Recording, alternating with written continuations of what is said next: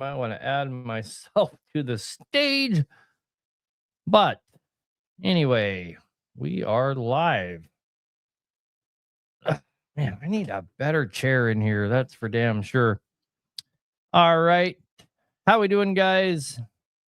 This is Hack Nation Live. I'm your host, Aaron Bennett. Obviously, the proprietor of Hack Nation. That would obviously make sense. Anyway, like always, guys, 7 to 9 Central Time, Wednesday night, we're back to take your phone calls and do some commentary and interact with all the people in this great community, trucking community, and diesel engine community, and whatever community. Anyhow, the number to call in, be part of the show, guys, 573-422-4225. That's 573-422-4225. The call line is up. Let me see. Okay, my device is overheating. Please stop charging. Okay, we'll give it a charging arrest. I thought somebody made a comment, but it was my phone telling me that I'm burning it to the ground. Well, what do you know?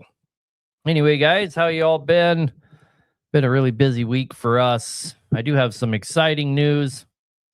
I'm probably going to miss the show next week. That's not exciting news. I'm going to try to work it out where I don't, but I have to be in Illinois on Thursday of next week because we are going to meet with our blender and go over the whole process for our oil. It's going to be a lot of fun. I'm super excited.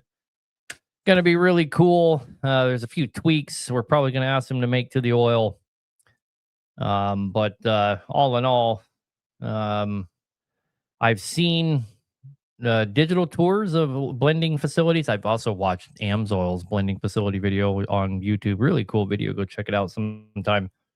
But I've never stood in a blender's facility at their lab and all that. So that's going to be really cool. Super excited about that. Of course, I will be filming all that and share that experience with you guys. Who do I recommend sending an oil sample to? We use Under My Hood when you use our oil bypass system. When you get the filters, we send you an Under My Hood oil sample. It's just one of the easiest ones in the world to use, is why I like it. You can get them off of Amazon. They come straight to your house. You use them. Comes with everything you need. You just put the bottle in the supplied envelope. Put it in any post office box. You get an email with your oil analysis. Is there better oil analysis companies out there? That's arguable. Your Under My Hood one is a comprehensive panel that tells you everything you need to know. So, the only other time that I go outside of Under My Hood and use somebody different, and of course, pretty much any of them out there are probably really good, but you can't send fuel into places like Under My Hood and stuff like that. So, like, I was suspicious that a diesel engine that we had overhauled got gasoline put into it. In fact, you couldn't convince me otherwise. I was convinced there was gasoline in the diesel fuel. But you can't send fuel because that's hazardous to places like that. So I actually had to get a analysis kit from Caterpillar, and Caterpillar sent it to a special place that analyzes fuel exclusively. And believe it or not, they told me there wasn't gas in the diesel fuel. My dad. I had made up my mind I wasn't working in that guy's engine. Way in hell, I knew for a fact there was gas in the diesel. It blew out, his fuel pump blew out, blew out, blah, blah. No way in hell you could ever convince me there wasn't gasoline in it. But the analysis came back that there wasn't. I sent to the owner and said, hey, I did. I lit it on fire, boys. I lit it on fire and no problem. Lights up just like that.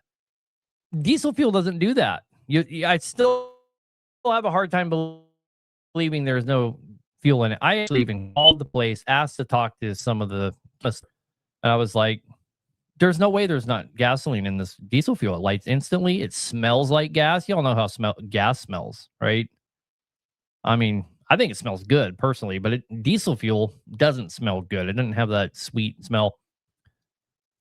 I still to this day have a hard time believing there wasn't gas in it, but we took the time. We paid the $300. It's very expensive analyzation. Came back, no gas in the fuel. So, I sent the customer. I already told the customer we're not warrantying there's gas, and I sent him the sample, and yeah, I paid for everything. And what are you gonna do? You know, I bought him a new pump, new injectors, took out bearings, cam. We basically just fixed everything, and god damn it, that one. I still have a hard time believing to this day that was a warranty that I was already certain I wasn't gonna, just can't help you, man. But I pay for everything. It is what it is. Anyway, we got quite a few callers. I was supposed to have a couple people in the studio with me. My niece-in-law, Chrissy, a lot of you people know her. She's one of our top salesmen. And Glade, they were going to come visit and hang out for the show. They're either running or really late. I saw Glade in the comment section. They're quite a bit of ways away.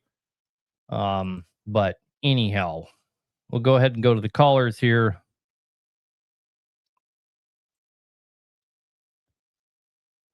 Sorry, I was reading the comment. It's hard to read comments, think, and answer phones at the same time. Lane, what can we do for you, brother? Hey, how are you doing? Good. So, a engine that apparently is kind of a mystery. I've been trying to figure out stuff about it for a while now, and no one seems to know anything about it. So I'm hoping maybe you can help me shed a little light on it. So, quickly preface this: I'm just a farmer. I'm not a mechanic. I know just about enough of engines to get myself in trouble. So this is just new territory. But I've got a truck that I bought as a project, an '86 Freightliner FLC 120, and it had a 855 big cam 3 in it that was bad. And rather than try and rebuild it, I just went engine hunting, and through channels, I would cross an engine that was a military surplus engine. It's also a Cummins. The tag says it's an NTVA 855P.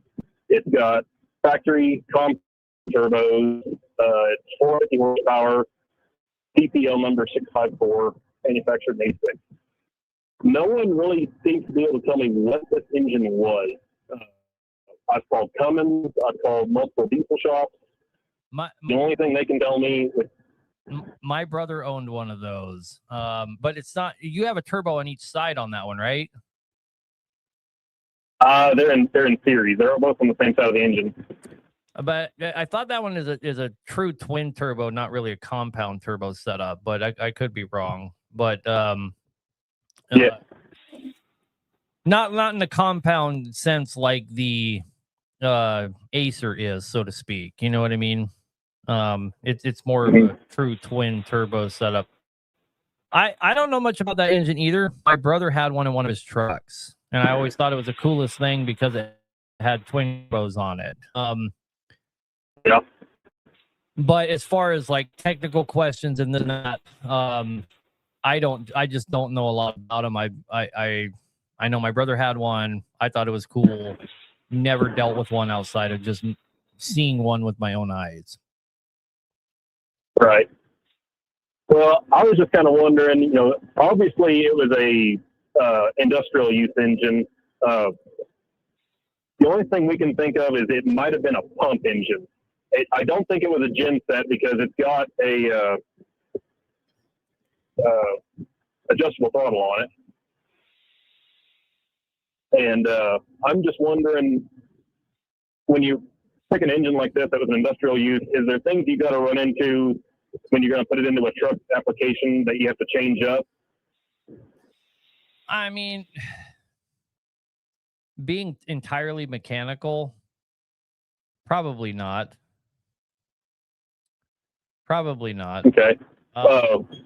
one guy I spoke to, he thought possibly you might need to reconfigure the injection pump, even though it's made to where you can adjust the throttle. He thought maybe being in a truck, it might run kind of weird whenever you change gears and stuff like that. Yeah, and the other thing I was wondering, your cam and your timing and all of that might make it might not run really well. It's highly possible.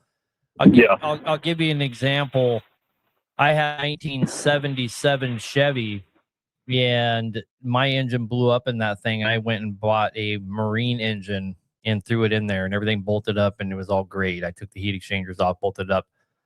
But that thing just didn't work right because it was meant to be at a constant throttle, right? A constant RPM. So once I would get up on step, so to speak, like a boat would be, she ran like a rape date. But getting there, it didn't like it. It didn't like being under load, getting to on step. Does that make sense? Yeah. You should be able to, like I said, take that pump off and reconfigure it for this application, and hopefully that'll take care of that. Do you think? I don't know, man. I don't know. I know a resource of where to send you to start with that process. I would get a hold of Premco because they specialize in that type of pump. And tell them exactly what you got and see which way they advise you. Premco, they're really cool guys. Okay. They'll definitely at least point you in the right direction. Right. The old man that owns the place knows more about big cams than he's forgotten more about big cams than I'll ever know. Right. So that's the resource, man. And give them a call tomorrow, and they're a family owned company. You should be able to talk to somebody, no problem. Okay. Cool. All right. Thank you. Yep. Good luck.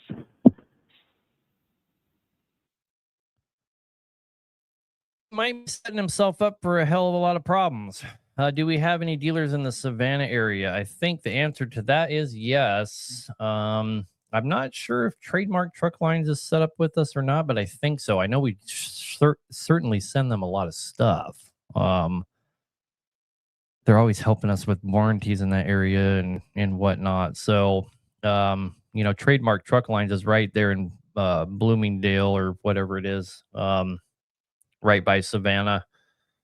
They're the guys that we interact with in that area. James Daniels that owns the place is a really good friend of mine.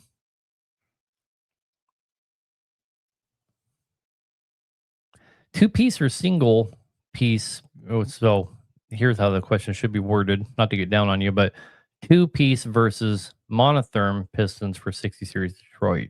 Well,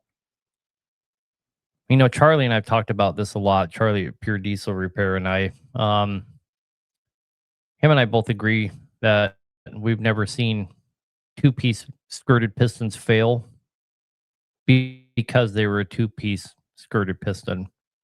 So I don't think there's anything wrong with a two-piece. Is your monotherm or friction welded one-piece piston better? I think the answer to that is probably yes, but we build engines all the time and we use monotherm pistons for most applications, but I don't get nervous or think I'm doing my customer a disservice if, let's say, they ordered a long block plus from me or something, and I put it together with a two-piece piston. I have not done them a disservice. The same thing that will make that monotherm piston fail will also make your two-piece piston fail. And I want to point something out. And this is something that Charlie said to me that I'd never thought about, but it makes so much sense. He said, have you ever seen a two-piece piston sideways in the bore? I never have. It was such a good point. Have I ever seen a monotherm piston sideways in the bore? So many times. So many times. So I think there's a good argument for both ways. for sure. Anyhow, we got callers stacked up to the moon. Let's keep rolling here. 5EKs are junk. How do you figure a 5EK is junk? What makes it junk over the rest of the engines? I'd be interested to see how we're coming up with that. Bottom manifold question. Caller, you're on the air. Yeah, hello. So I've been dealing with the issue for a while now. So long story short, I bought the intake and exhaust manifold from PDI about a year and a half ago. I installed the intake first; it was fine. Then I installed the exhaust, and I got a defective one because I just wasn't able to have it stick to the head. It kept blowing gaskets. So luckily, PDI ended up replacing it, and I had the stock manifold on for about 4 or 5 months. And then I finally decided to throw on the exhaust, the PDI's one. And when I installed it, I actually lost power and fuel managers on the truck. And I don't have any codes. I don't have any kind of air leaks. It's passed injector cutout test. I've replaced just about every sensor that you can. And just last week, I replaced hey, slow down. my Slow down a little intake bit. Slow down. When you replaced the manifold, did you replace the turbo at the same time? No. Okay, so you've been running the same turbo. You just put their manifold on, and you've had a loss of performance. Yes. Okay. As much as I want to throw them under the bus and run over them a few times, it is basically impossible that the manifold is the cause for that. Turbo maybe, but not right. I'm manifold. Yeah, I know the manifold, not the cause of it. It's just, like I said, the weird thing is that I have that issue since I installed it, and I can't figure out what's going on with it. And I live in Southern California, and basically all the mechanics here in the area. What kind of engine? X15. And do you have their tuner on it as well? I had it, but once I started to hear the bad name it I just have it on stock. I just have it for the gauges now. I don't use any. I don't have it tuned. Right. You have something going on tuning side with that, probably, brother. That would be my guess. I mean, because your only thing that you've done is put a manifold on it, and you have a performance loss. Okay. That's not a thing. You can't put a manifold on. You can't put a performance manifold on and have a performance loss. It's they don't do enough for, if you put the wrong turbo on, you could be not fueling hard enough to spool it up, or the turbo could be too small. You can't really put a ported or extrude honed manifold on and change the performance of the truck to become worse. It's just not possible. So we need to rule that out. What are the other options that could possibly be going on? Well, you've messed with the tuning. You have their box on there. Does it all of a sudden work better if you put make it do their big tune they put on there? You know what? Ever since I got the manifold, by that point I had already left it on stock, and I've never put it on tune again. Right. So you need, even before I got the manifolds. Right. So now that manifold's on there, let's put it back on tune again and see, and you can remember what it ran like. Let's see how we're running tuned up. So we have a good baseline of, okay, even when I put the tune on it, it's still something's not right. Right. And we need to start walking backwards and figure out what's not right with it. You know what I mean? Yeah. Okay. Yeah, I guess I'll try it out, because I was thinking about doing it, but I don't know. I just kind of held back from playing with the tune. Right. It's not gonna blow it up. Just testing it out, right? And Mike Neff here in the comments. No, right. Mike Neff here in the comment sections jokingly says, "Put more fuel to it and try it." But it's actually really good advice. Tune it back up. and compare it to how it was running before you tuned it back down and put this manifold on. Get a direct comparison, and you may have to get in somewhere where somebody's looking at it with, insight, and see if it's telling you something's not right. You know what I mean? Like as I'm driving, have it hooked up? Well, if you don't have a computer that can hook up to a truck, in PDI's computer, and look through it and see if anything pops up. Okay. It's still in. Mike's got another good point. Does it still have the VGT turbo on it? Yeah, I still run full emissions. Okay, so there might be something going on with that turbo. You're taking it off and on. Yeah, that was actually. You're disturbing all of that soot and carbon and everything. You might have something going on with the turbo now. Okay, so you think if I were to go back just to my stock OEM manifold, do you think that would basically cure the issue, or you think no? Because it's not, the manifold cannot be the problem, right? I'd be the first guy to throw them under the bus if I could, right? But it's not. That's not the problem. No, yeah, I hear you. Yeah. Okay, well, I was kind of hoping it wasn't the turbo, but yeah, that was actually going to be my next question, because sometimes I feel like I really have to get under it, as in put my foot on the throttle pretty good for it to respond. Yep, that's you're describing turbo problem. Go get it tested. It's a few second deal. Okay, yeah, I'll have to. Would I have to take it off from the truck, or do I take the truck into the shop? I've never had a take it in the shop. They can test it right there on the truck. We don't even charge people usually to test that. Okay. I'll have to do that then. Hopefully that cures it, because kind of sucks that I bought for performance, but that's not what I've gotten from it so far. I mean, I'm not blaming it, but I'm just saying like the problem is caused after. Because another thing too that I did notice these past couple weeks is that the time I did have the exhaust manifold the first time when I had the defective one, I did notice when I hit my jakes, it would jake up to like maybe 37, 38, close to even 40 pounds on the downhill, and now it won't go past like maybe 33. I'm listening, brother. I'll be honest with you. I've kind of already moved on, because you're describing a turbo problem, and you need to go get that checked out, and if you need help next week, call back. Right. Okay. Yeah, I'll see when I can get into the shop, maybe tomorrow or Friday, if not early in the week, and then I'll go from there. All right. Sounds good, brother. Good luck. All right. Thank you.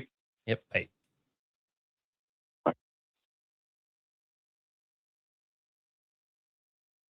Hello there. Oh, that's the one.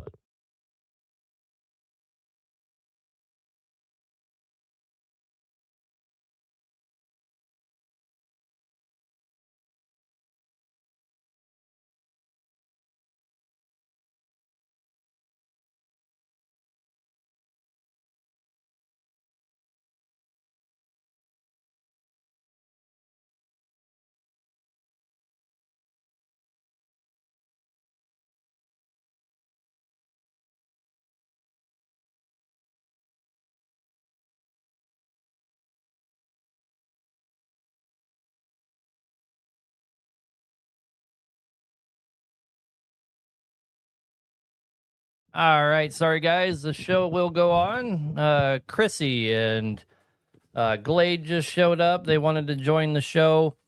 They're they got some awesome shirts on. Stand up and show these guys your shirt.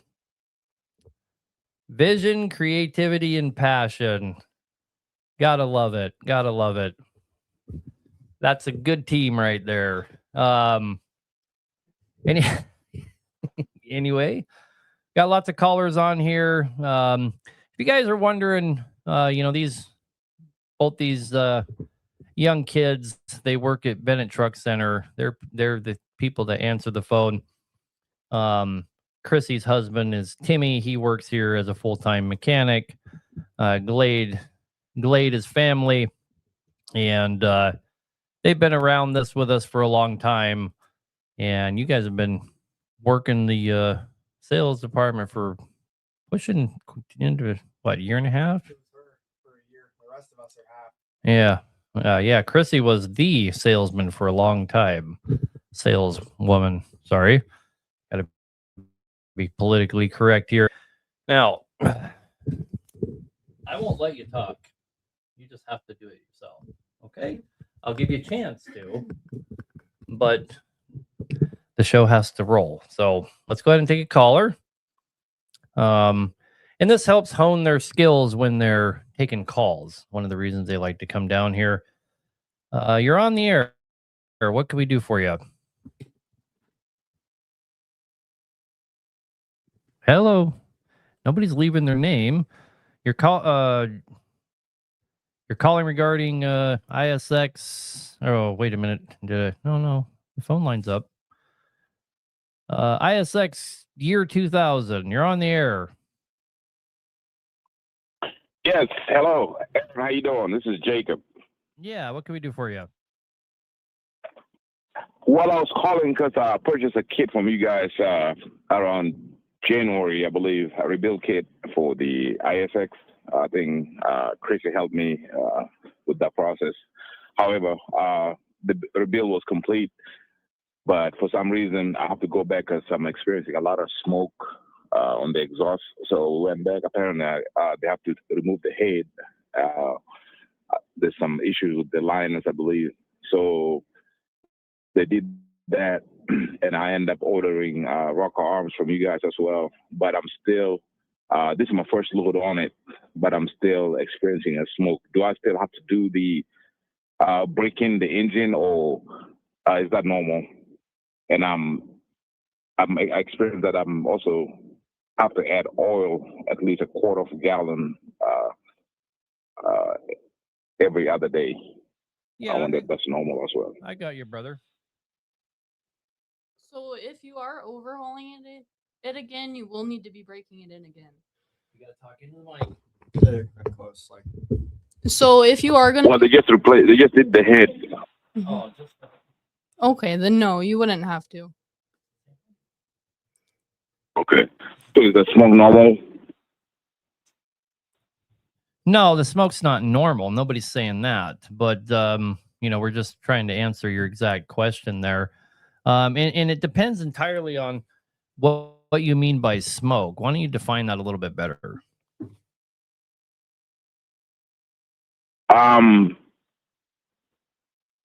Like when I'm climbing, I see a lot of smoke on the exhaust, and my tip of the exhaust is always dark. So I don't know if this is normal or not, because I just don't. I don't know if something going on with it, or hang on a minute. Hang on a minute. So you're having smoke come out of your exhaust? I was just assuming you meant the blow-by tube. Why are we changing the cylinder head when we have smoke coming out of our exhaust? White smoke or black smoke, or what do we got? black smoke. Okay, you don't get black smoke coming out of your exhaust because of a cylinder head issue. What shop are you at that's fucking you in the butt? I mean, it's just what it sounds like to me. I mean, where are you getting this information from that you need a new cylinder head? No, well, when they did the rebuild, Mm-hmm. I drove it for almost 3 months, Mm-hmm. and there's excessive smoke on the exhaust. So I went back. I was trying to figure out what is going on, and then when they removed the manifold, they noticed that there's oil coming out of the manifold, exhaust manifold. So they said there's a liner issue. Okay. They have to remove the head. Okay. Uh-huh. Slow down. Don't let that company take that head off. Glade, why don't you tell us what's going on with that thing? that's fuel, not oil. You're wet stacking.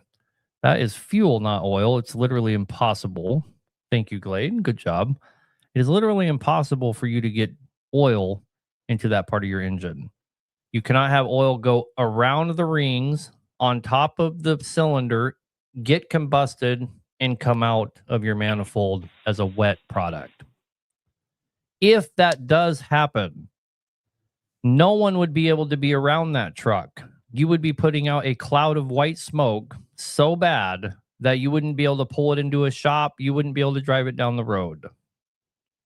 That is not oil. That is unburnt diesel fuel. You have a bad injector, bad injectors, or you are not you're not getting keeping it up to operating temperature enough.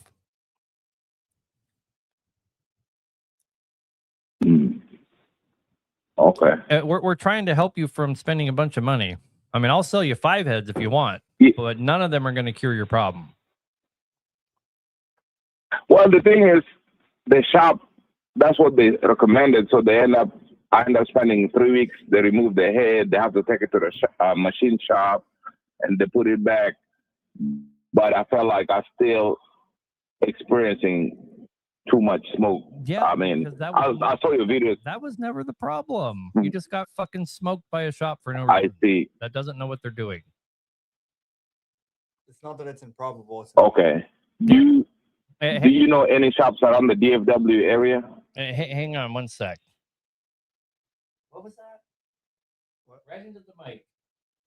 It's not that it's improbable. It's impossible. It can't happen. It can't happen. So you got misdiagnosed and spent a bunch of money for nothing. What you need to do is get by somewhere and do 2 things. You need to have somebody that knows what they're doing, look at the tune on that and make sure it's not a tuning problem. And you need to have somebody do an injector cutout test and test the injectors on it. That's what you need done. All right, brother? Okay. All right. We'll do that. All right. Thank you so much. Yep. Have a good night. Bye.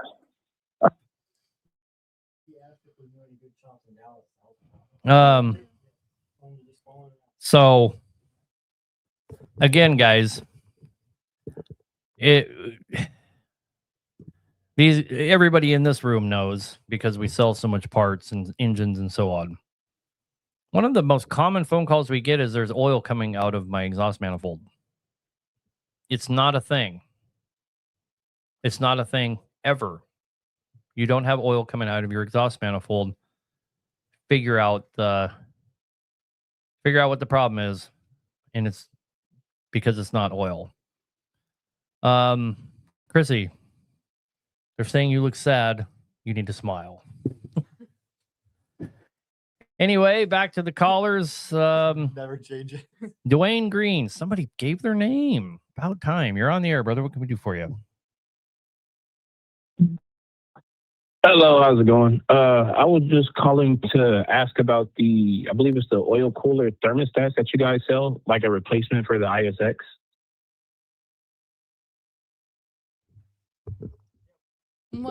What questions do you have on it? All right, so I've heard Aaron talk a lot about not getting the engine up to operating temperature and how it could damage the rings and get carbon in the motor. If you do that to the ISX, because I know they run really, really hot, will it effectively like shorten the life of the motor? Like, will it get more carbon in it? Would it like running cooler? No, because it's not able to bring your engine temperature down that far, right? So in the best case scenario that we see with those is guys start to run more like an old cat where they're about 20 degrees different between the coolant and the oil. It just keeps that gap much closer. It's certainly not keeping your oil from getting hot. It's like last week or something, we hit our 1,000th unit sold. We have insane amount of feedback, and 99% of the feedback is it runs like an old cat now, right? And cats aren't having a problem by running the way that they run, right? So it just takes that 250 oil and brings it more like a 230 oil, or if you're at 230, you're closer to 210. It just drops a couple 15, 20 degrees off of it. Your heat's got to stick to like a medium. So kind of think about it like if you're overheating, like your body's really hot and you put a fan on you, you're going to get a little cooler internally, but ultimately your skin's what's going to it's going to get colder. You're not going to have your internals are going to stay the same heat relatively. It's the same. You're with, still like, the going to be combustion cycle. 98.6 all the time. I mean, it might be a minuscule difference, but it's mainly just external. Well, you only weigh like 7 pounds, so you would probably get a little colder than me under a fan. But yes, no, we haven't seen any problems, even for guys using them in the Alaska, extreme north. -40. So no, I don't see you having any problem. Okay. And how long does the shipping normally take to California on that? Do you know? 4 or 5 days. We can do them next day. Yeah, we can though. next time, Okay. but a typical ground would be like 3 to 5. yeah. Okay. All right. Thank you. Yes, sir. Have a good night, man. Later, man. You too. Bye-bye. So this guy says HHP is not a good idea because the oil has to boil. So That's satire. For sure satire. it's not satire. This is not satire. I almost guarantee you that someone from HHP told him that. It rhymes. It's gotta be right. HHP told you that it's a good idea. It's not a good idea because the oil has to boil to remove humidity. How true is that? Well, I've never seen anything from Cummins where they claim that is the reason that the oil gets so hot. Is your Detroit's pre-ISX Cummins, your Caterpillar engines, are they all suffering from moisture in the oil? And the ISX isn't? I would like to see proof of that, because when you have moisture in the oil, it makes the oil very acidic, and it starts to deteriorate the oil very quickly, and it shows up in you guys. Which engines suffer the most in our industry from destroyed valve trains? ISX Cummins. So if that is the purpose, it's not working. And the other thing is I think if your oil is literally so hot that it's boiling, you probably have bigger problems. Anyway, so many questions, so many good questions, guys. But the problem is this is a call-in show and it is just full. So we have got to go back to the callers. I want to answer one question. The guy says, what's the difference between a stage 3 and a stage 5 cylinder head?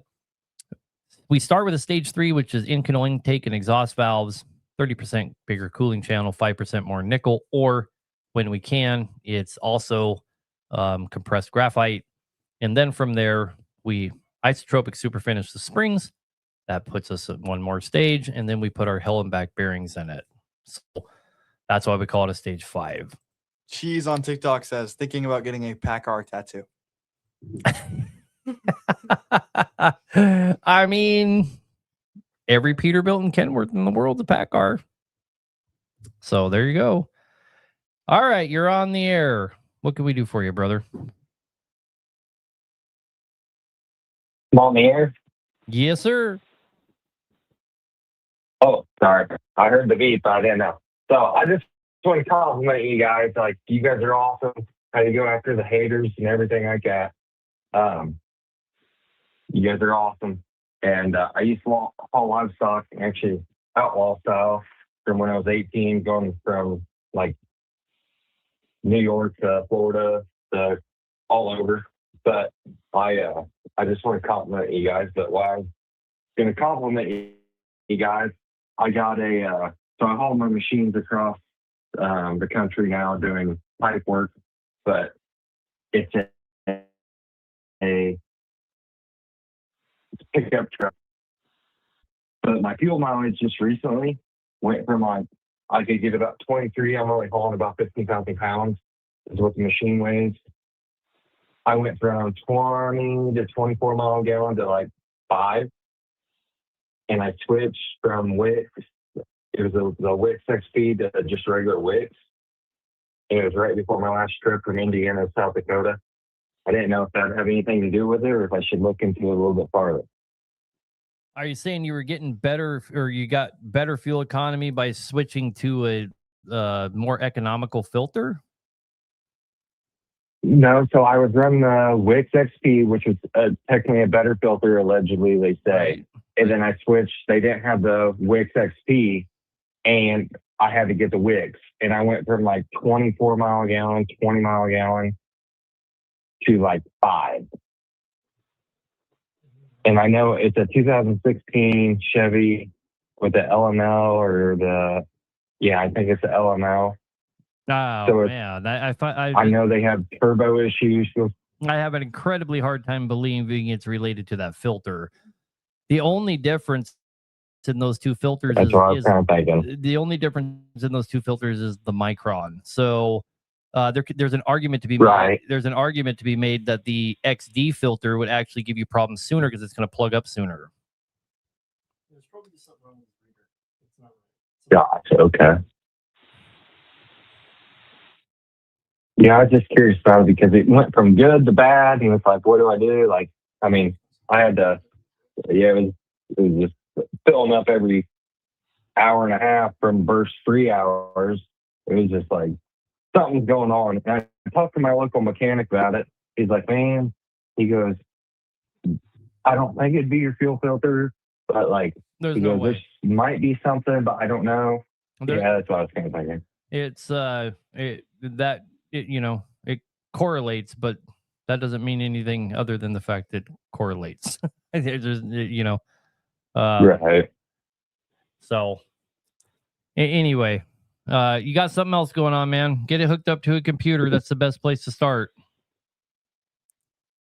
Yep, done that. And no codes are coming up or anything like that. So I'm kind of like just in shock, but I'll get it figured out. But I just want to tell you guys are awesome.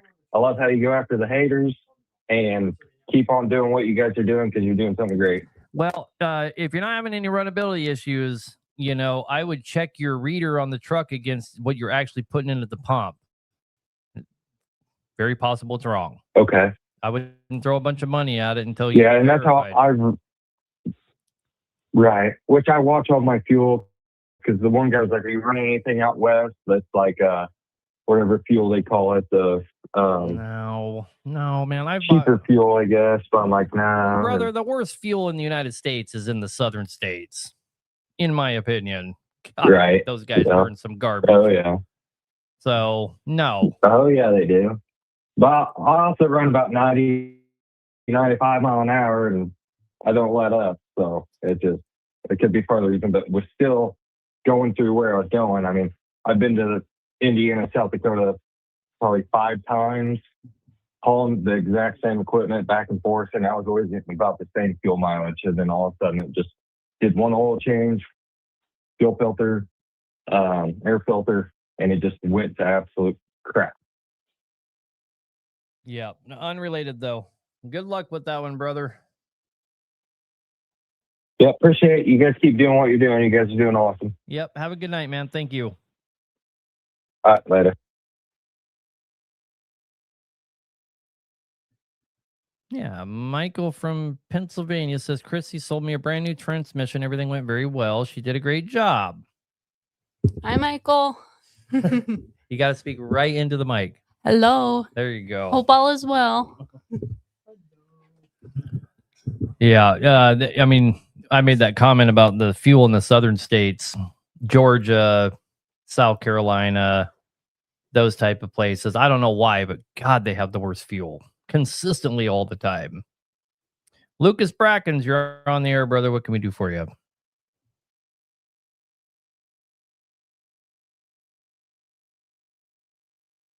Lucas, you're on the air.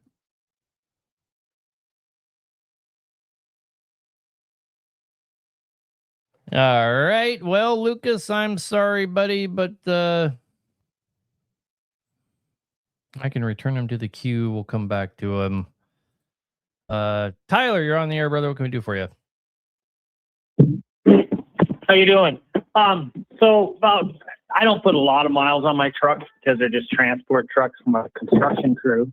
But so I had an ISX, and we ended up putting reman in about 11 or 10 years ago now. It's only got about 20,000 miles on it. But I've always had issues with my oil pressure. terrible oil pressure running down the highway. Like it would get down to 28 pounds. I'm listening. Am I on? Oh, there you are. Okay. So I thought, well, maybe it was my gauge. So I went to a mechanical gauge, and it runs a little bit better. But even after an oil change, it still don't have any good oil pressure. As far as I'm concerned, I'm more used to cat oil pressure. What do you add at an idle? 20. It's right where it's supposed to be at idle. I'll shut it down, Yeah. and it sits there 20. And you're at, So I bought some of the bearings. okay. Go ahead. Sorry. No, you're good. You bought some Hellenbach bearings from us, it looks like. Yep. Because I figured, screw it, I'm just going to run it because I'm tired of it. Sure. And see what happens. But I bought one of those in your oil, your thermostat too. Whenever comes in. But I talked to Ross, and I was thinking about maybe adding some stuff to my oil pump to bump it up in the relief valve. Add a couple washers. I was thinking. Yeah, you got to add more than a couple. But anyway, to get it high. Yeah, but that's fine. But hang on. Did you throw those bearings in yet? Yep. No. I haven't got the bearings yet. I'm waiting on them. So a couple things really quick. When you drop those bearings, if you don't see anything really wrong, quit worrying about it. You're nowhere near outside of spec. You don't actually have a really. Yeah, it'd be better if it was up at 40. But you're like, you know, on your manual gauge, what are you saying? You're at like 30, 32? Yeah. I would let it leave here like that. Okay. So. Well, I wish you guys were still in North Dakota because I would have brought it over a long time ago. Sure. But don't overthink it.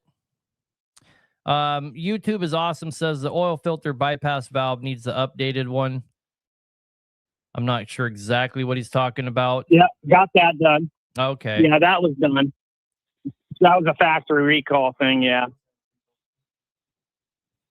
So. But yeah, and and I don't put a lot of miles on, like I said, so I change oil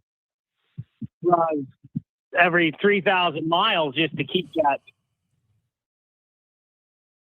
the pressure up. Yeah, and then I can because I just want to keep the oil cool, I guess. Yep. Well, quit doing that. Yeah. Well, I've listened to you a few times now, so yeah.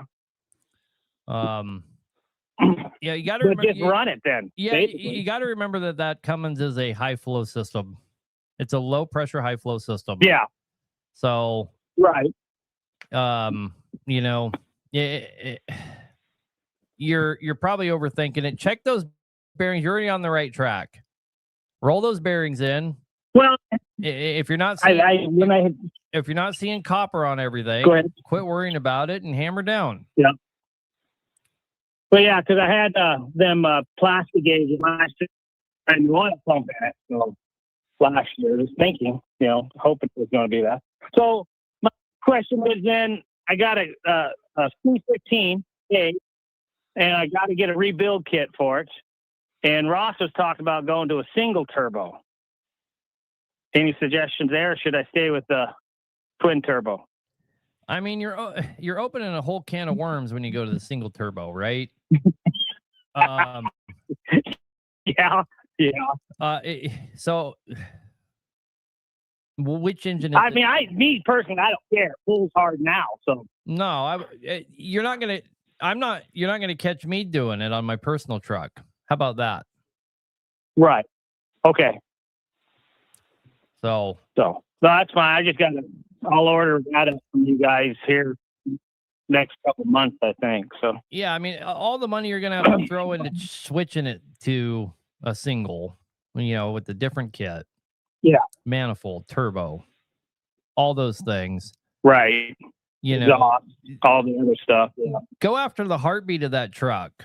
Let's do an oil cooler, oil pump, water pump, and a dampener, and you'll actually spend less money. Okay. You know what I mean? Well, I'll talk to you guys more in a couple months about what I need to order. Sounds The kit. sounds good, brother. One moment. Oh, Okay, thanks for the oil pressure, though. I just nervous about them, I guess. Hey, brother, can you hear me? When you're used to 60 pounds. So, not that single turbo is inherently bad, but if your truck's doing everything that it can already do and you're not having any issues, you're just opening up potential problems, right? The guy could tune it wrong or whatever the case. It's just unnecessary risk if you already have all the things met. Like, sure, maybe a little bit better fuel economy because of no IVAs, but it's just if you're running good, leave it be. Yeah, and the fuel economy might turn it. So, and the fuel economy. For all the go have a good night, man. Thank you for the call. You too. Thanks. You know, in the fuel economy argument, yes, you will get slightly better fuel, but we're not talking big numbers here. We're not talking, I'm getting 3 more miles of the gallon than it was before. No, you're fucking not. You know, people report like 6NZs being at like 6 and 7, and then like the Acerts being at like 4 and 5. So you're only way you're getting 6 and 7 on a 6NZ is you're hauling light shit and it's all flat all the time. fair enough. It will not let me drop this guy's call. I don't know what's going on, but hello, Lucas. We're back to you. Are you here this time?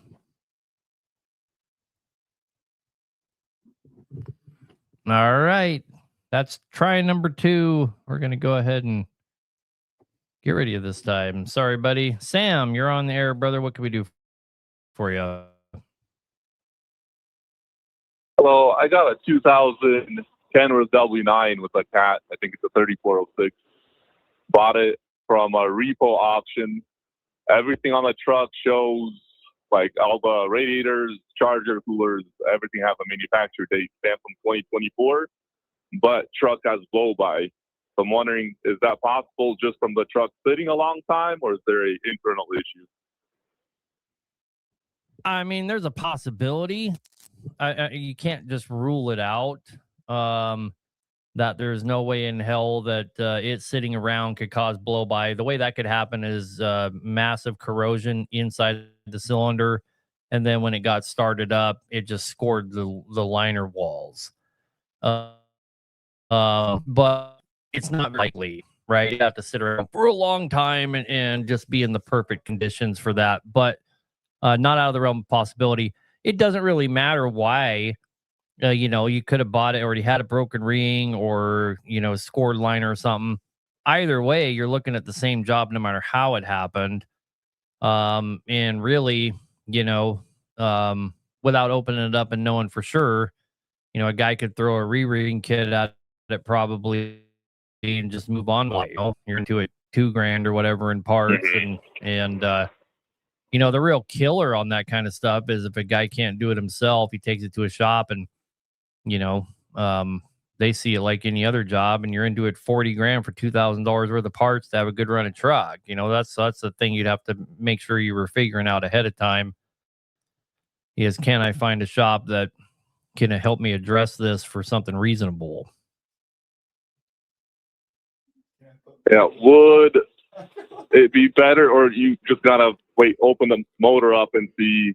Would it be better to just get a whole in-frame done on it and forget about it, or start with little jobs? No, I mean, a whole in-frame versus a re-ring is just the piston crowns. So yeah, I mean, it doesn't hurt anything to spend a little bit of extra to get the piston crowns.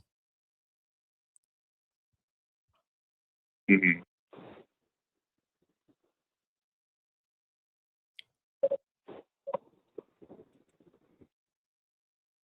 So, all right. Thank you for the input. Yep. Have a good night, man. You know, he's really just wanting to know if is it possible that happened from it just sitting. I mean, it's a 2024. How long did it run? You know, we're middle of 2026. We have to imagine this thing wasn't sitting for very long. It's super unlikely, but it definitely can happen. Alalo asks, can I put Pro Lube on my birthday pack-R? Can you do what? Can I put Pro Lube on my birthday pack-R? On your birthday pack-R?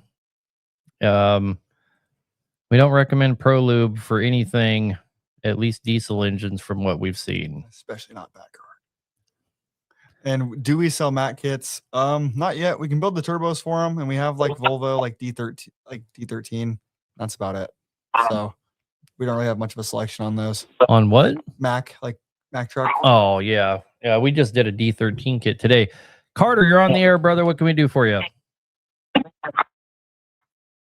Hello. I have a Big Cam 400. It is a Big Cam 1, and it is a CPL 0324, and I'm looking to build it to an 0625. It has the same exact cam, and the pistons are one part number off. So I'm wondering if that would be something that'd be possible. I understand I'm going from Big Cam 1 to Big Cam 3, which may be a high flow. I understand that, high flow coolant, but I don't know what all the logistics would be on that. Our team, including these two right here, have learned to be experts at stuff like that. If you give us a call, you know, and give us all the information you have in the CPL you're trying to go to, we kind of specialize in helping people do CPL swaps. We're constantly bringing people up on the CPL, right, guys? I mean, all the time. So you're kind of in the right spot for that, but you'd have to give us a call tomorrow, you know, at Bennett Truck Center and give us as much information as you can. Honestly, anybody who wants a full rebuild, I want them to change their CPL and go a little higher. The stuff for it, there's not much harm in it.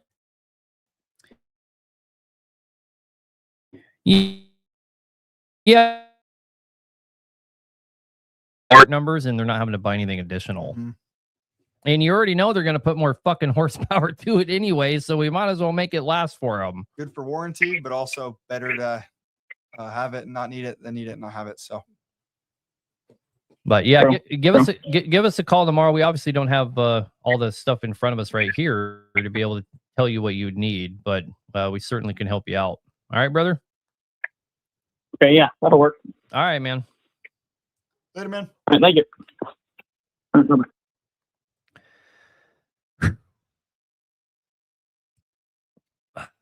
Over there.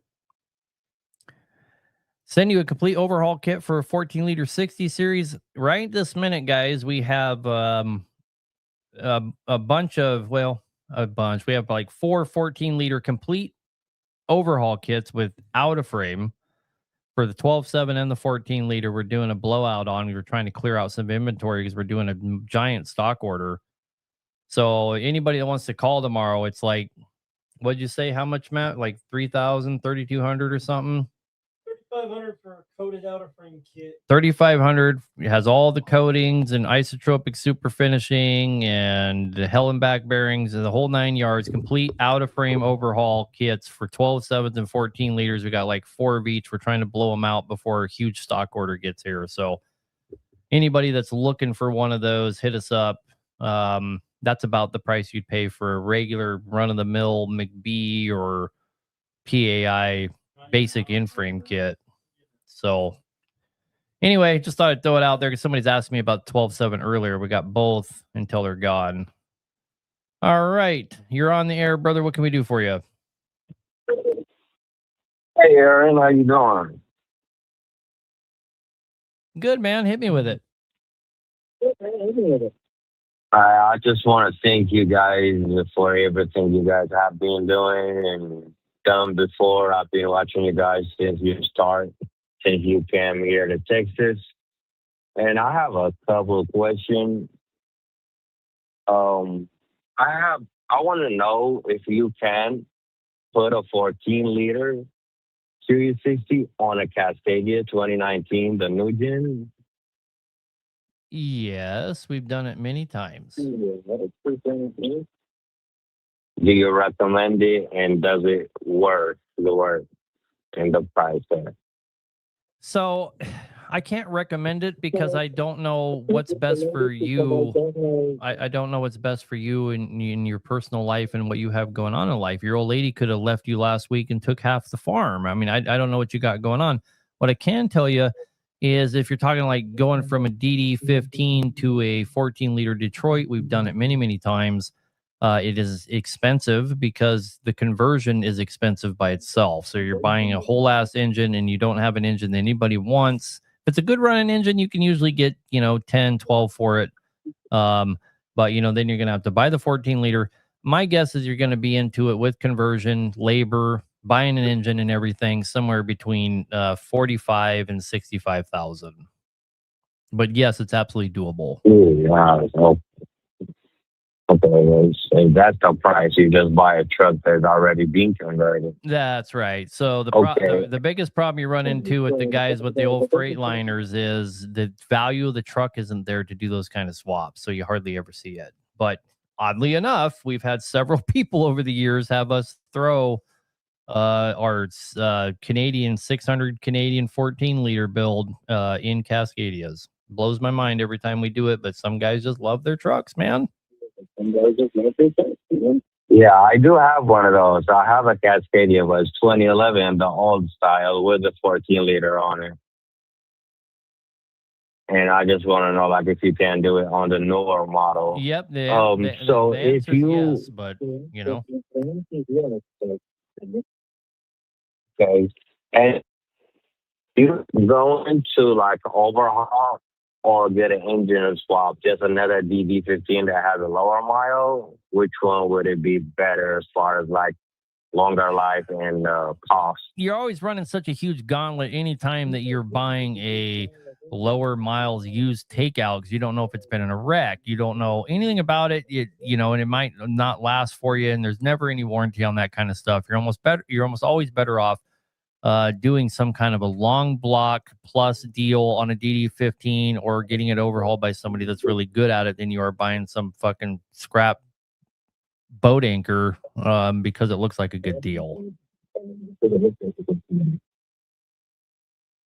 Awesome. What is the reasonable overhaul on these frame overhaul, like a price? So with like DD13, DD15, their parts are expensive.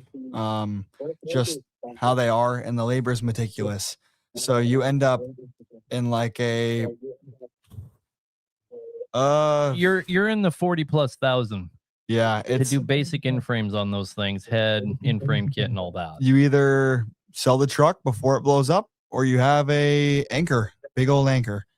No, but there's other options. There's quite a few builders out there that do long block pluses in the 20 to 25, 26,000 range. That's what you need to look for. All right, brother?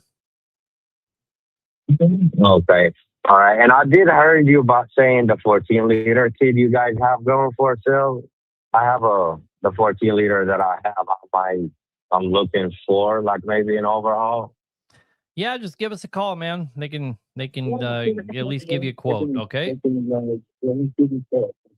Okay, call a Hacknation or Bennett. It was the same company, man. Okay. Thank you, sir. All right, brother. Appreciate it. Have a good night. You too. Man, it feels like we've been I feel like I've been doing this show for 4 hours tonight. And it's just now 8:05. We still got a whole hour of show. I've been telling all my friends with pack cars to come join and ask questions. You don't have any friends. Oh man. All right. A couple. We'll get right back to the callers. Give us 1 second here. So a couple questions I like. Can you explain more on the Canadian build on the 12.7? We don't do that Canadian build that I've talked about for the last 5 years. It's exclusively for 14 liters. 12.7s, we'll do some stuff to those and bump them up a little bit, but we don't get too crazy with them. But on the 14 liters, we build a 600. Sorry, guys. 1 sec here. We build a 600 horsepower, and we call it the Canadian build because there's a special pipe we get out of Canada when we do it. That's the reason we call it a Canadian build. And the Canadians tune it. So, long story short, that's the answer to your question. All right, we got to get back to the callers. Oh, you guys in the comment section, you're supposed to be helping me here. You're a bunch of clowns. All right, Lonnie, you're on the air, brother. What can we do for you? Hey, man, how's it going? Good. Hit me with it. Yeah, I got a 3406E, and on startup, it starts up fine, but it's like a big puff of like white smoke, and then sometimes it gives like a little pop. And afterwards, the smoke would clear right up, and it runs fine all day. And then I can like work it for a couple hours, and then turn it off, and then it won't do it. And then about 3 or 4 times after I turn it off, it would just do it again. It would be like a pop, white smoke would come out, and then it would just run fine all day. Is it hard to Nothing wrong with that. Does it take a minute to start? Or No, it starts. It starts right up. Yeah. And I don't know if that's something I should be worried about, or if it's running, it's working, then don't. If it's not broken, don't fix it. Yeah, it's probably not a big deal. You probably have an injector leaking down. You know, maybe putting a bunch of fuel into one of the cylinders, and when you start it up, you know, you're just throwing a bunch of unburnt fuel. That would be my pocket guess. But if it clears up and you don't have a runnability issue, you can kind of assume you don't have an issue. You know what I mean? Yeah. Yeah, that's why I wasn't kind of freaking out bad. All right, like Mike Neff just said in the comment section, it's starting to hydrolock. It's probably, we're both kind of saying the same thing. It's probably what's going on. I mean, you could have an injector O-ring. Are you? Yeah, it's another good question. Are you having to add coolant to it at all? No issues at all. I probably add coolant maybe like once a month, just like a splash. Okay. It might be coolant. Could have an injector cup problem. Okay. But, it's something to do with the injectors, brother. Yeah, you either have a tiny coolant leak, or you're leaking down fuel, and it's hydrolocking from the fuel and just popping off when you turn it over. One of the two. Not a big deal, but you should definitely try and get it figured out at some point. All right, that sounds good. All right, brother. Well, good luck, man. All right, appreciate what you're doing. Yep. Bye. Especially being a puff of white smoke, Mike's kind of running down the right track there. Probably, that coolant, it comes out white when it burns for sure.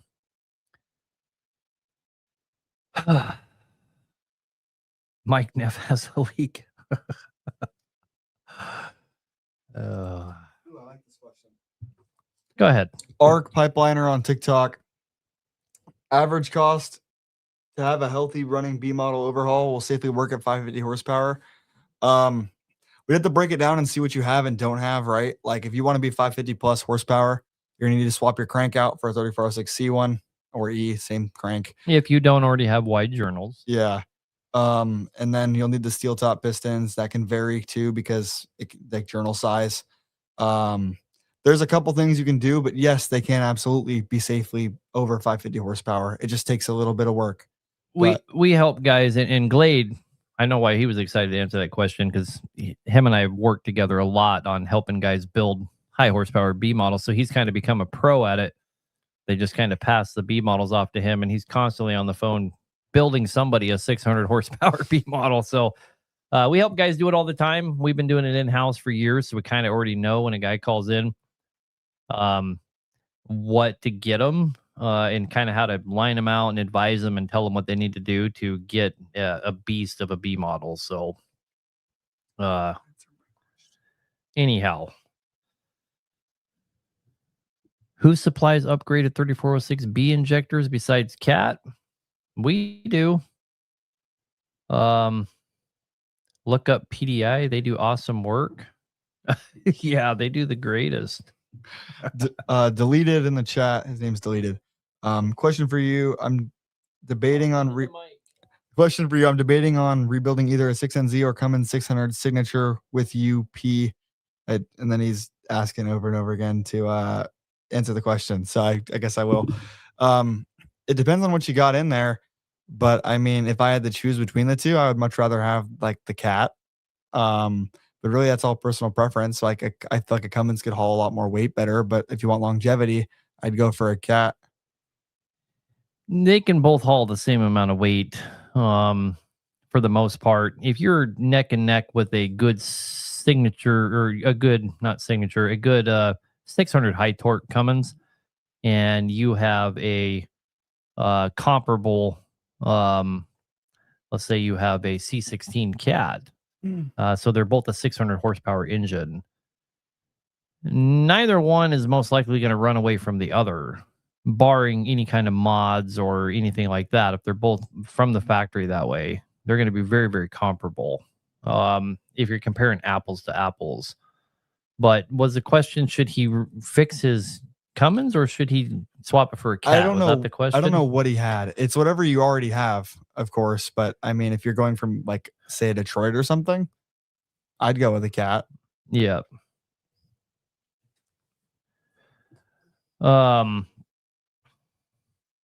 I think when that guy was talking about look up PDI for B model stuff, he was probably meant to say IPD because PDI does not specialize in B model stuff at all. Anyway, back to the callers here. Drake, you're on the air, brother. What can we do for you? Holy crap, man. I'm honored and thank you for taking my call. Yeah, man. Likewise. What can we do for you? So I might be the most interesting call of the night. I know you guys are mostly over-the-road trucks. I have a question about a marine application engine, and it is a two-stroke Detroit diesel in a boat. Yes, sir. Which one? Cool. Which one specifically? It is an 8V71 two-stroke Detroit TI, turbo intercooled. There's two of them. So for people that don't know, the 8V means that it is a V8 rather than an inline. And you already explained what the rest of it means. So yeah, badass engine. They were in a lot of boats, and those could be 12 cylinder. They can be 6. They could make them inline. They could make them V. There is just so many configurations of that engine, but it is one of the most resilient and renowned engines to ever be built. That's why they put them in boats. Go ahead, man. What can we help you with on it? Yeah. So long story short, my father bought this boat in St. Paul, Minnesota. We took it on a basically 1,200-mile trip from St. Paul all the way down to Mississippi to the Illinois and Grafton, and then to Sheboygan, Wisconsin, where they keep it. Now, these engines from the guy we bought it from were completely rebuilt in 2008, came out of the boat. We're talking new liners, everything like that. And these engines got, I would say, I'd have to look at the hour meter next time I'm up there, which will be next weekend. We'll just call it 900 hours. And they just sing along beautifully. We use Shell Rotella T40. Apparently, that's a huge controversy on the Detroit diesel forum with the two strokes, but that's what we use. It's what everybody says to use. And all of a sudden, after this trip, now that we finally have it at its location, the port engine, which would be the left engine, is starting to smoke a little bit on startup. And it's black smoke, not blue smoke or anything like that. So we changed the ray cores. We're running 30 micron, changed the primaries, and then I didn't know this, but apparently there is a spin-on filter, kind of like a spin-on oil filter, a secondary filter on the engine, which we also changed, which is 30 microns. Sorry, go ahead. No, they're all going to have that. That would be your primary filter. Your fuel polishing ray cores are like a secondary filter, even though they're before. Your primary filtration for the engine is the spin-on that's on the engine, but what you're describing is So it smokes on startup and then doesn't have a problem after that. No, so it's weird. It's not blue smoke, like I told you. So it's not like, compression or ring issue. Smokes on startup a little bit. We changed both those filters, the Ray core and the primary, like you're saying, and it still does it. And I know the injectors are under the valve cover, and I'm thinking to myself, I'm like, what the hell else, could it be? I mean, it's got 900 hours on it, and they've been treated immaculately. And we do, and people say this all the time. They say, run the hell out of them. We do that, but But those injectors probably didn't get changed. Those injectors probably didn't get changed when this overhaul happened, right? And that overhaul was a long time ago. Just basing on what you said, 2008. That's a long time, and this thing only has 900 hours on it. I'm looking at, just based on what you're saying. That's a lot of freaking years to put 900 hours on, so now, let me ask you this though. You think if they did an I can't say out of frame because it's a boat, out of boat overhaul, right? I mean, they're changing everything, new cylinder liners and everything. They're not going to replace the injectors. Yeah. I mean, and these things are spotless. They don't even leak, and they're Detroits. And as you know, they do that. No, I mean, probably they did not do the injectors, but like YouTube is awesome commented here. Black smoke is overfueling or lack of air. Especially you have a very simple engine. The engine you're talking about is a very simple engine, the way it designs, the way it works and all that. And he's probably right. You have a bad injector problem, or you have some kind of air problem. Sure. Mike Neff says run some ATF through the fuel. I don't think I agree with that. Maybe you could 700 gallons. It'd be a lot of ATF. No, you'd put it in one of the filters. Oh, I gotcha. But I would recommend doing something more like treating the fuel with like some power service or something like that. Buy like 4 of the gallon jugs and just over treat the living shit out of it. That might help, but probably not. Yeah, no, I hear you. I almost bet you it's an injector problem. If you got a good mechanic on there, he can probably figure out which one, and it wouldn't be that big of a deal. Sweet. Cool. Yeah, figured. I thought that was probably going to be what we had to do, but I figured I'd get your opinion. Like you said, they're simple. I mean, you're changing filters. I mean, there's not much more. Yep. Put some 2-stroke oil in it. I'm just kidding. It's technically a 4-stroke. Oh my God. I posted a TikTok about that a couple weeks ago. People got all upset about it. I'm like, 4 strokes, they have valves. I'm like, this is 2-stroke and it still have valves. It's got camshafts, it's got everything. It's kind of a hybrid. Yeah. People got so mad. It got like 20,000 views. People are roasting me. I'm like, I don't think you really know what you're talking about. Yeah. Its designation is a 2-stroke, but you're really close to the truth. But anyway, all right, brother. Well, good luck with it, man. You gotcha. Thank you, man. I appreciate it. Yep. Have a good night. You as well. Bye-bye. That's a cool story. I liked that's quite the adventure. I'm getting ready to do a similar adventure. I'll be taking you guys along for the ride. We're going to pick up a boat in Maryland. We're going to bring it down the East Coast around the Keys and over here to Texas. So it's going to be quite the adventure, about a 15-day trip. I'm taking my Starlink with me, though, so we can do the show from the boat because the show must go on. Should be a good time. But, I know that putting power steering fluid and stuff like that in your fuel is an old-timer's method of cleaning stuff up. The problem is with doing that is, especially on your more modern injectors, your power steering fluid is basically hydraulic fluid, and it's designed to not give. And you're taking that and putting it under massive compression.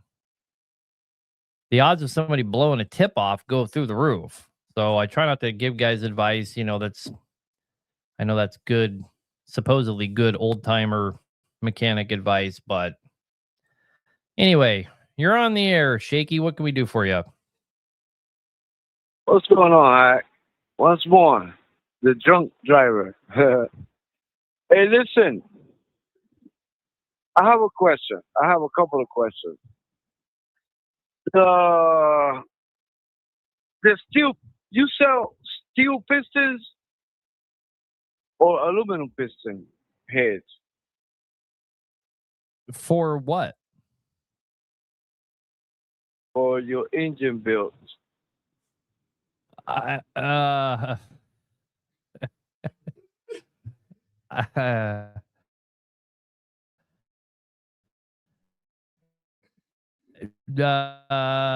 mean, used to be aluminum. We upgrade them to steel.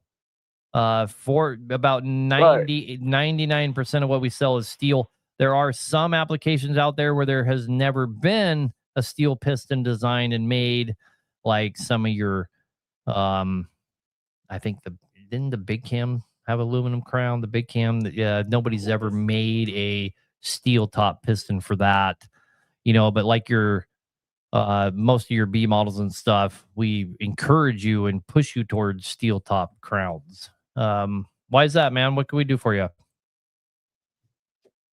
No, because I seen them on the I seen them on the videos, and I seen them on one of the tables, and I was wondering, you was talking about the coating, and I see the steel piston and also the aluminum piston heads.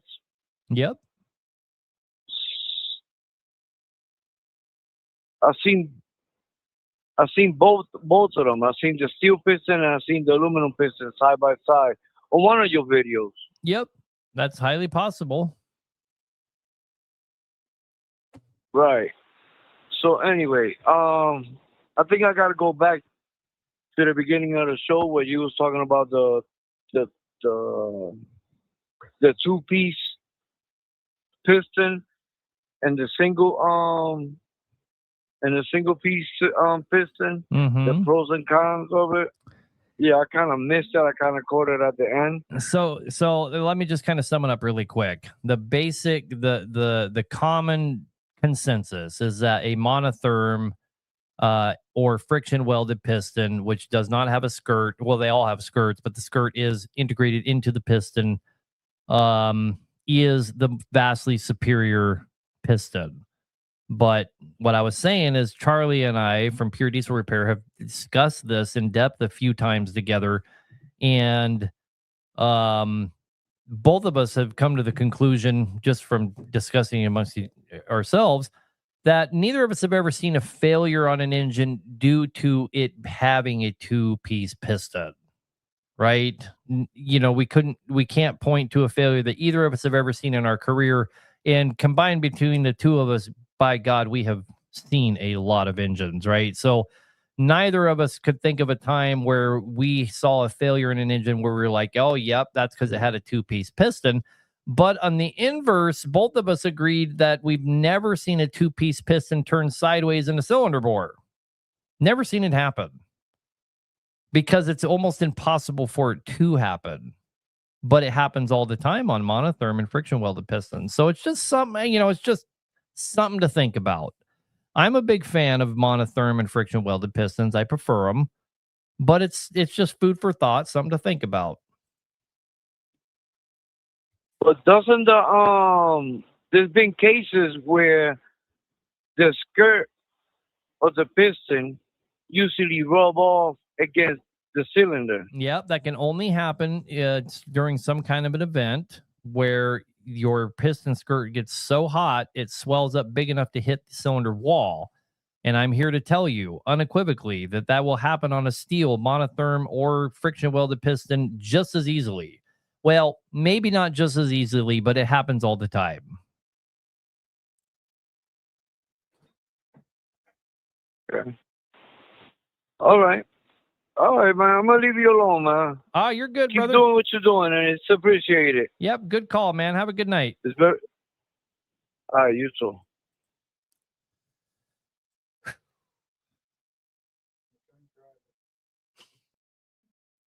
Install the skirts upside down. That would not be good. I heard you put a guy Cummins cam in this guy's Caterpillar and fucked him up there. What's that, Glade? Nothing.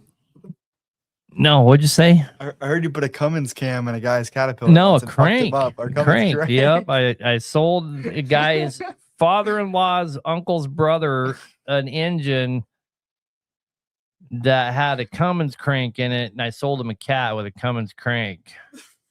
Fucked that guy's life up. Fully installed. Yeah. Running. They didn't figure it out till they ran it. Jesus, that shit that people come up with. Planning on buying a 389 with a 12.7, but we really wanted to swap it out for a 14 liter. Do you think that'd be a good idea? I mean, I would much rather have a 14 liter personally. Do I think it's a good idea? Man, there's so many variables in that. You know, I try not to answer questions like that definitively because, again, your wife could have left you yesterday, took half your farm, and that 14 liter may put you in a poorhouse, right? So I don't know, but I'd much rather be rolling around in the truck with a 14 liter than a 12.7 personally. You know, does that mean that you should do it? I don't know. Anyway, Aiden, you're on the air, brother. What can we do for you? Hey, this is Aiden here. You know, figured I'd give you a call. I got a transmission issue going on with one of our trucks here. Yeah. So about 20,000, 23,000 miles ago, had a transmission put in it, and it was installed and removed 3 times due to the shop not knowing that there was a service bulletin out by Eaton for that specific transmission being paired with an ISX 15 having a rolling false gear noise at an idle. It happens when you get below 650 RPMs. There's nothing wrong at all. I did the same thing. Yes, correct. I learned about the service bulletin after I uninstalled and reinstalled the transmission 3 times in one day and replaced. I put 2 brand new transmissions in this guy's truck, no cost to him in one day. Actually made a video about it, but yeah, there is a service bulletin. If your truck falls under 650 RPMs or even sometimes 700, you'll get what sounds like gear chatter. I mean, it sounds fucking god awful, but nothing wrong. You hit the gas, goes away immediately. Anyway, what's the problem though, other than that? So after being removed and installed multiple times, it sat down for about 8 months. I got a front structure put in it and everything, a bunch of other stuff done to the truck itself. And then it has been working for the last 3 months, put about 23,000 on it or so. And all of the bell housing bolts flew completely off of the transmission. Causing it to fall and broke the flywheel housing and the bell housing, and then, took out the clutch and, countless other things. I mean, did you ever check over? I don't know. I mean, if that happened to one of my customers, I would have to say, it would be both ways, in my opinion. Like, why? I mean, legally, and just especially if you own your own truck, you should be looking over it every single day, and that's something you would definitely have caught. I mean, you're saying 30,000 miles later it happened? Yeah. Yeah, I mean, it's kind of... I personally have put a lot of transmissions in that have gone for more than 100,000 and never touched the bell house. Yeah, sure. But I mean, the point he's trying to make is that, these kind of things get frustrating because you're like, okay, well, did you never roll out of the truck? But, the transmission bolts on a freshly swapped transmission, guys tend to reuse them. That's part of the problem is, that you got this bolt going into this aluminum housing and they don't do well, especially when they're being reused. Like here, I have a rule here that we are going to use new bolts every single time. They're going to have lock washers, and I have to throw orange Loctite on them because I am so sick of dealing with the exact problem you're talking about. And, we're not immune to it either, but nothing's more irritating when a guy starts talking about his transmission fell out 60,000 miles later. And you're like, okay, well, I mean, you lose your clutch throw as well as soon as it starts to move, you know? Yeah, I mean, the thing is, like, you should know that that's happening. Just personal opinion. Like, I don't. You fucking know, right? And the Yeah. other thing is, I mean, I'm not the driver of the truck. the other thing is, again, you have steel going into aluminum. We found, even we did start doing new bolts in our shop at 1.2, but like we started putting on our invoices and just letting guys know before they'd head out. And make sure you check over all this. Like, we would ask for at least 3 checks. Because you just never fucking, you never know. Like, you can, I mean, you get them in, you get them tight. There are 3/8 bolts, so you're talking 42 foot-pounds. Like, any gun, any impact gun is going to get it over that, right? So what your shop did, I mean, they probably put them in tight enough, right? You just had one come loose. You know, you might have, it's a belt, right? It's an aluminum bell housing. So that aluminum bell housing could be pulled on the threads a little bit. That one comes loose and it starts a chain reaction. That's why it's really important when you guys get work done on your truck, look it over several times. And it doesn't matter, oh, the shop should have got that. You know what Look it over. you know what it usually is? It's usually they didn't get all the bolts back in it. Yeah, there is sometimes where you'll especially the see- top ones that are tighter, harder and shit to get to. Yeah, we bought a lot of special tooling to make sure that our guys would get all the top ones in. And we had one skinny guy whose his only job was to make sure that every bolt on the top was getting done. Because even me, like, when we were working on our own trucks, there'd be sometimes on the top, I'm like, fuck, I don't want to put that one in there. But it's like, you have to. So I have, like, if you go to my box right now, I have probably 10 different specialty 5/8 sockets. Just for doing that. Like, I have all different kinds of variants. And then I have different swivels for it, all sorts of shit, just to be able to make sure that they're going in. And I do prefer that they get blue Loctited. Like, I mean, I would shoot for everything to always be blue Loctite. And even then, you just, like, fuck, you don't know. You want, like, if you're getting any work done from a shop, it doesn't matter whether they did a great job or not. You never know what can happen. Yeah. Just check over everything, because at the end of the day, it's nuts and bolts and they fucking come loose. Yeah, they certainly, I mean, they can. And if one little bolt comes loose, it's probably more than likely what happened is it started a chain reaction, right? And that one bolt could have came loose because the guy didn't get it tight, or the bolt threads weren't all the way there, Or he got it too tight. if it sheared off. Sure. Got it too tight, strip them all out, and they all break off in the bell housing. You can usually tell if they got them too tight, especially on a transmission when you have a problem like you're having, and a bunch of them are actually the heads are snapped off. Yeah, but even that's usually your sign. I don't agree with that fully, because I've seen them where they snap off because you had one come loose and it started rocking all the heads loose on the other ones. And like on manifolds, we had a truck where we dealt with that.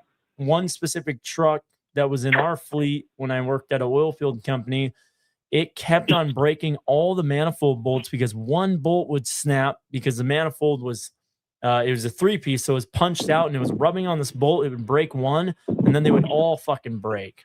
Even though they're all torqued perfectly, we did full tilt bolts, we did all sorts of different ones trying to fix the fucking problem. And it was all caused by that one bolt that would break. And you got to think, you got a lot of weight riding on that transmission. But I mean, it's as simple as just like, I mean, you can have one. We've literally had trucks come in that are missing 6 bolts out of 12 or 14, right? In my opinion, you should never have it to the point where it's dropping out of the truck because they all broke. Like, I mean, I don't know. I just feel like I would never go that long without rolling under my truck. You know, when you're driving it. Yeah, you lose clutch. You lose your clutch. You don't have any free play anymore. Yeah, you lose clutch throw. Yeah. I mean, what happened that made you guys go, "Oh fuck, this is happening," or it was just falling out, and you're like, "Oh fuck." I had serviced the truck 600 miles before this happened. Full service. I'm part of a fleet mechanic, so I mean, I was all underneath of it, looked everything over like usual on all the other trucks we have. and it made it to middle of nowhere out of service, and it just dropped. Driver said he was just driving along, and then no more transmission. Stick fell through the floor, and there it goes. I just about guarantee before it fell out, he was having a hell of a time getting it in gear over and over and just didn't say anything. I mean, the problem was there for a long time. You don't just lose. You don't lose 6 or 8 fucking 3/8 grade 8 bolts. Yeah, it didn't lose any of them. I mean, they're all snapped off in the flywheel housing. I have the flywheel housing out of the truck.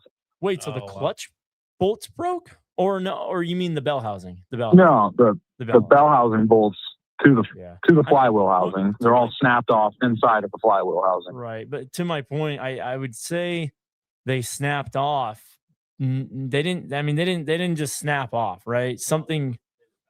Right, they backed off, and then the rest of them took the torque and fucking snapped off. Right, and I mean, they had to have been riding loose. I'm just gonna be like just straight up 100% negligent on whoever was driving the truck and working on it, in my opinion, because I've seen transmissions holding by literally 2 fucking bolts. Like guys who leave one shop, our shop, they'll throw them in with 2 bolts.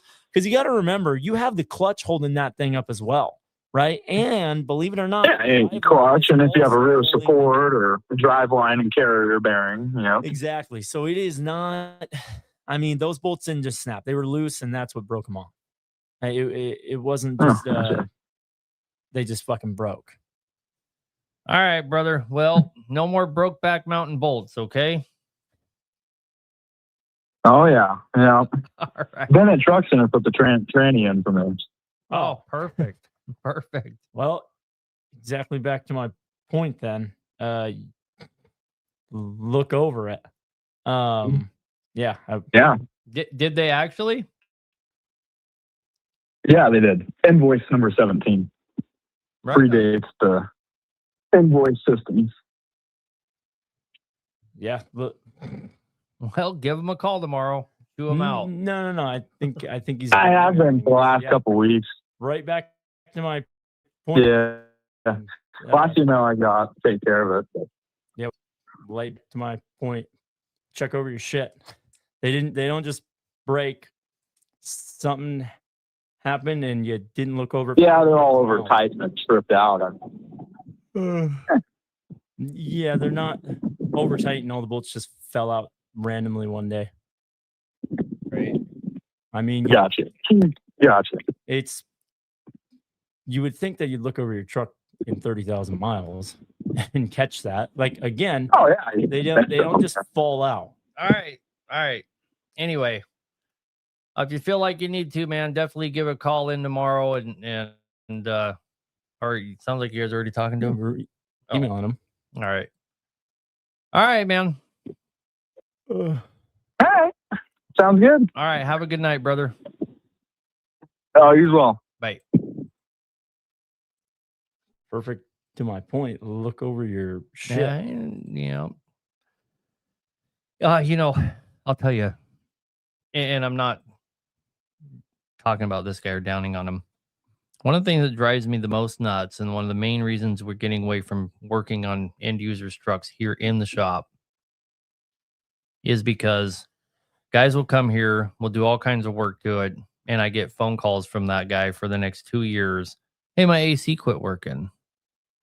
Hey, my seat no longer goes back.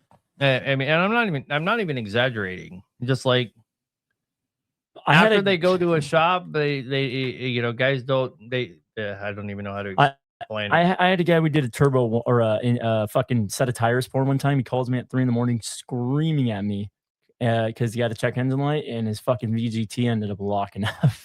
And I was like, it doesn't have anything to do with us. That's what I'm talking about. I do love that he just fucking tried to trick us into saying that it was something different other than what we were telling him over email, which is check over your shit. I mean, I don't know what you want somebody to do when you don't look over your stuff for 30,000 miles. Jordan, you're on the air, brother. What can we do for you?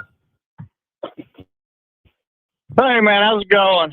All right, give you a little backstory first on this truck. So I got a 379 with a 6NZ 03.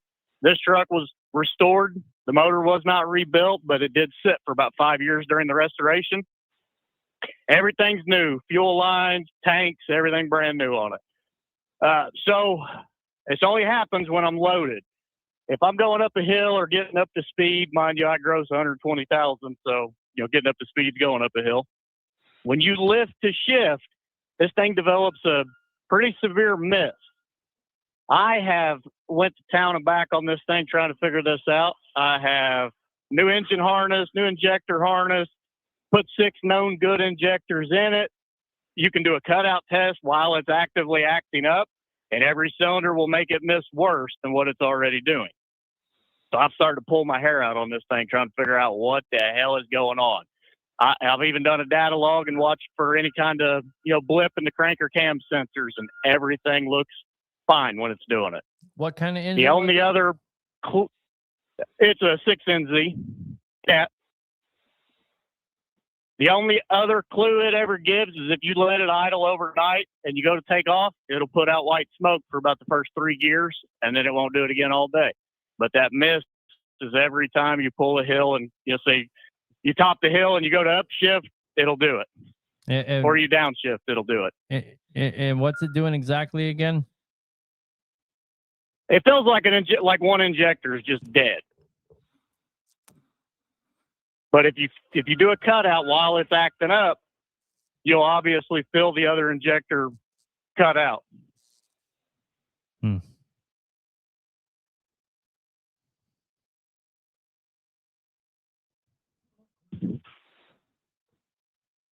But yeah, it's got me pulling my hair out trying to find this miss. Well, it's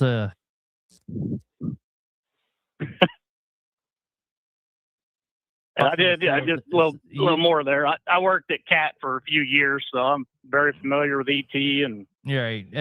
YouTube is awesome. Says Adept Ape just did a video about this exact thing 2 weeks ago and said it was the timing calibration. I think we talked about this last week. I was wondering on that because I don't know the history of this engine. If somebody had it apart. Yeah. I don't think it's a timing calibration problem personally. Glenn Long says cam sensor. That would make way more sense to me because, cam or crank sensor or something like that, because we're dropping RPM and then going to get back in it. And for some reason it's not reading right again. Yeah, I mean, and it only does it when I'm loaded. Empty, it won't do it at all. Flat ground, won't do it at all. Okay, so that makes more sense because you're dropping RPM much more dramatically and faster. And for some reason, it's not reading. It's not catching up on the read when you go to hammer back into it.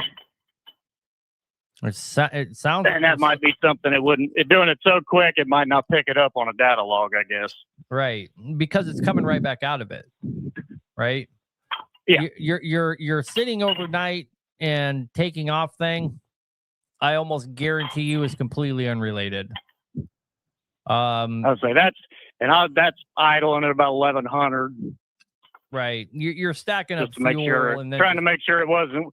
Yeah, just trying to make sure it wasn't wet stacking when it would do it. Right, but you probably are still a little bit, right? Yeah, just a little, yeah. But I mean, when I say it white smokes, I mean it billows white smoke. Yeah, you're probably stacking worse than you think, but it's probably unrelated. Probably. Okay, all right. But the what you're describing is got to be something to do with the timing. So I'm going to really agree with Glenn here. It's got to be a cam or crank sensor or something. Most likely the cam sensor. For some reason, when you're doing a dramatic drop in RPMs, it's not picking it up right away. When you go to hit the gas, it's like shitting the bed on you. Okay. Well, the other thing is I can rarely get it to do it, but pulling a hill, it'll do it if you never lift out of it. But it might only do it once in 400 miles. Sure. So I don't know, man. All right. Well, I'll chase some timing stuff. Yep. I'd go after that I'd cam say I'd sensor put a first. test ECM on it and you name it. Yeah, that was CCM. I'd go after that cam sensor first thing, and then you might as well do the crank sensor while you're at it. They're not that expensive. Yeah. I'll say What was that? I was saying you want to start with the cheap, super easy things to do. I mean, don't a lot of people resort to ECM first. You're Changing talking all their injectors. $2,500, $3,500 Yep. for when you have a $50 Yeah, see, I've got sensor. a good running 6-inch Z sitting in the garage. So anything I've tried short of the harnesses, I just take them off of that. Oh, I see. I mean, problems Yeah, like but that still a lot more work. So, well, a lot of problems like that. Yeah. I used to always recommend to our customers. Honestly, even though I hate them, I bring it to the dealer. They have all the schematics, and they're fucking wizards with being able to find problems like that. They're just so fucking good at it because they have all the tooling. Their guys go to school for it. And you guys see me on the show telling you that, that sometimes the dealer's the only place to go. You pay them to diag it, really. Well, that's the thing. That's the thing. I was a cat mechanic for years. My buddies still are. Most of our mechanics around here don't even know anything about cats. Right, but they just have better They tools. shut our truck shops down. They just have better tools there, man. That's all. Yeah, I mean. Oh, yeah. When I worked at the... a dyno was possibly my next step. When I worked at the case dealership, I swear to God, everybody there was a electrician, schematic expert. They were fucking light years ahead of me. I knew how to wrench, and they knew how to fucking read CAN bus and do all sorts of crazy shit. And it made diagnosing all these problems like what you're talking about fucking walk in the park for those guys. When I'm sitting over here like, hey, oh yeah. I mean, just bring it to yeah, them. I can test. When I worked CAT, it was easier to find these issues. Yep. I mean, even if you just pay them to diag it, that's fine. Fix it yourself. Yeah, that'd be the go-to. I don't let nobody work on it unless I have to. Yep. All right, brother. Well, good luck with that one, man. Start with those sensors. All right, appreciate it. Yep. Bye. All right, thank you. All right, we got 3 more callers here, guys. We got to see if we can burn through them. We got 10 minutes left. Chrissy, you look like you're getting anxious. Oh, I thought maybe there was some comment you wanted to. There was some guy who asked where her wedding ring is, and he wants to take her on a date. She's married, motherfucker. Yeah, don't be trying to take the parts, ladies. Get out of here. We need to do a shirt appreciation. I agree with all of you guys. Change both sensors. That way, you can eliminate it from the factor.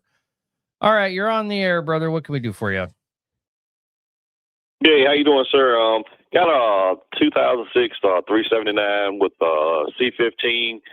Had it rebuilt. Of course, it's the Acer. I had it rebuilt back December 24, and picked it up from the gentleman, and noticed as soon as I pulled out of the yard, blue smoke everywhere. So he says, "Oh, drive it. The seats, the seal's got a seal or something." He was saying, "Just drive it." Okay, so pull off.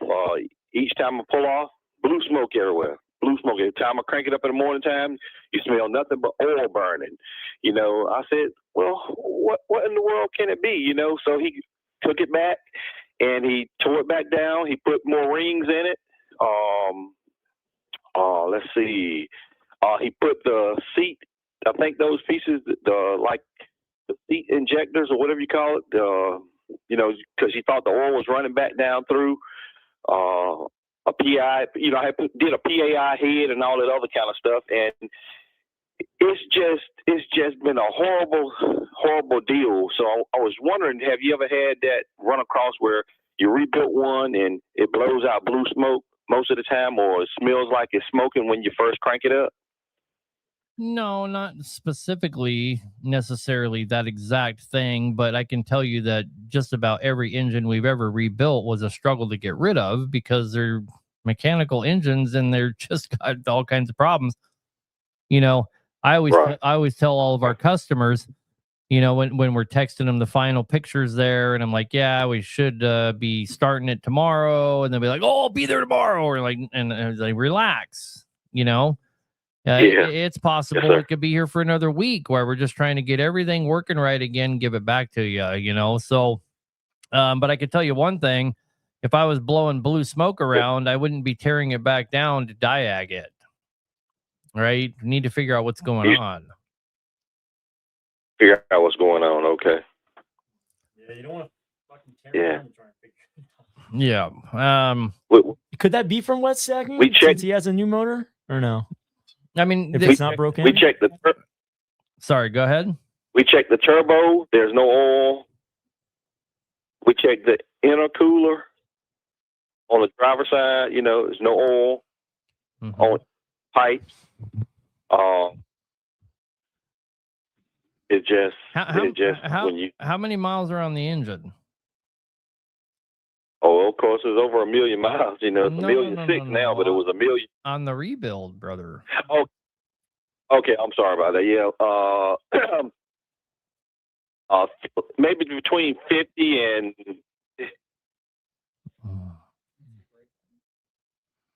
Breaking. Yeah, and does the smoke ever clear up? Well, once it clears up after you went down the highway, you know. Okay, so every new engine tends to smoke like that, and they also tend to have quite a bit of blow by right out of the gate. Well, check this one. That's another thing I was going to say. Our blow by is extremely terrible when you going down the highway. And someone says, "How can you?" Well, we're losing you. Oh, you're losing me. Can you hear me now? Yeah, yep. I was going to ask the same thing. How would you know that? Okay, so when I leave out, it's usually between 2 in the mornings, and I hit 95. So I ride the slow lane, come in the hammer lane. When I look out, that steam is blowing hellified. Yeah, something's seriously wrong for sure. You know, like Glenn Long says here, you should pop the injectors and do a compression test, leak down test. Okay. You definitely have something wrong for sure. Could be you know, sucked valve, something like that, but something's not right for sure. They tore it apart already. Is it still apart, or they put it back together and it's doing the same thing? Well, he tore it apart right after I get back to him, and that was in 24. Oh. So right now, still doing the same thing as going rebuilt. Oh. I don't know how many miles did you say are on it right now since the last time that guy was in it? Roughly, I want to say doing the calculations over 50,000. I do know that. Okay, and has it been doing this the entire time, or it's just now doing it? Entire time. Someone was telling me because when I know you got to go, but the oil that I was using, I changed the oil after did the rebuild, and I one Lucas in there. They said that was one of my because no. Yeah. No. You got problems. Something else is wrong. Yeah, something else is wrong. Pack our swap it. Yeah. Just kidding. Yeah. Hey, like I said again, I used to say, love you all the time, and man, I appreciate you.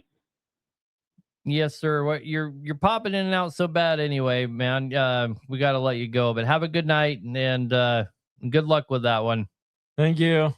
All right, bye-bye. Hopefully he gets it fixed and lets us know what it was. Yeah. Blue smoke. Aaron, if I get oil on my blow-by tube on a new rebuild, what do you think? So I don't think we've ever brought a truck back from a engine break-in 30, 40, 50 miles. When we bring it back and have it sitting there idling and we're looking everything over, without exception, almost every one of them will put a spot about that big of oil when they're brand new. Oil on your blow-by tube right after it was rebuilt, not something to worry about. What you need to do is, and we tell people when they're leaving here, if you use a gallon of oil in this first 10,000, don't even bother telling us about it. It's no big deal. Monitor that second oil change, that 20,000, from 10,000 to 20,000. Let us know if you burn any oil then, because they're all going to burn a little bit of oil in the beginning. We got 3 more callers and 4 minutes to get them done. It was 3 before. Well, anyway, we'll see if we can get through all 3 of them. Caller number 28, you're the last caller. Matt, you're on the air, brother. What can we do for you? Hey, I just bought one of your guys' Stage 1 Turbo. Haven't actually put it on yet, but a buddy of mine was telling me that he bought one too, but he runs hot a little bit going up the hills. And I was just wondering, is that his problem, or am I going to have that problem too? Or? Well, that there's so many variables. I'll haul about 112,000 pounds is what I average out. What is your rated horsepower? I got a 556 NZ. And that's what it's actually set at? Yeah. What's your friend's name? I just want to get some more context here. I'm going to see if I can figure out exactly what motor he's got. Dave Haas. I wonder if it's the guy I've been talking to. Yeah, what's your last name? Not you, dumb fuck. But yeah, he was just telling me that he was running a little bit hot when he climbs up some steep hills. We're out in Utah. Yeah, I think I've been helping your buddy out. I think I took over that conversation, and I've been talking to him about it. I'm not sure exactly what he's got going on, but those Stage 1, those 78 millimeter 132 AR turbos is my preferred go-to turbo. We've been using them for 13 years. I probably used 300 of them in-house last year, and nobody's complaining about that problem. So usually, so how do we have that problem is what we have to identify. One way you can have that problem is the turbo's too big for the horsepower, right? In your case, at a 550, the only way you would be having that problem is maybe if you didn't have a good manifold to go with it. Even then, it's a 550. It's a 550 to 650 horsepower turbo, and it does have the quick spool feature on it. Which the way that you get hot is because you're not getting enough air fast enough. So that's what the quick spool design solves that problem. Is you start to get air instantly, so we don't have an overheating problem. Because a big issue that a lot of guys have with turbos is they go really big because they want to make power, but the problem is the turbo is not spooling up until they're way in the high end. So they're fucking like a sports car. They can go fast as shit in the top end, but the low end they have nothing. Yeah. And most of your time working hard is in the low end, right? That's why we prefer the 32 is because it works better across the spectrum versus like a 40. Okay. Right? Yeah. But when I was talking to your buddy there, and he was telling me how hot it was actually getting, it's actually still way inside of what is tolerable. So he's actually doesn't even have a problem. He just doesn't like how hot it's getting. Does that make sense? Yeah, I got you. So I got. Go ahead. Oh, I got another question for you. I heard about the guy talking about the blue smoke coming out. So I got blue smoke coming out when I use my Jake brakes. And I get white smoke if I'm sitting there idling for about 20 minutes. Oh, yeah. You probably have a you probably have a slave valve hanging up in the Jake housing. Oh, okay. You need to rebuild nothing major then. No, rebuild the Jakes. They're pretty easy to do. Do them yourself. You know where to get this? About $220 for the rebuild kit to rebuild all 3 of them. Really simple to do. You can get them. You can.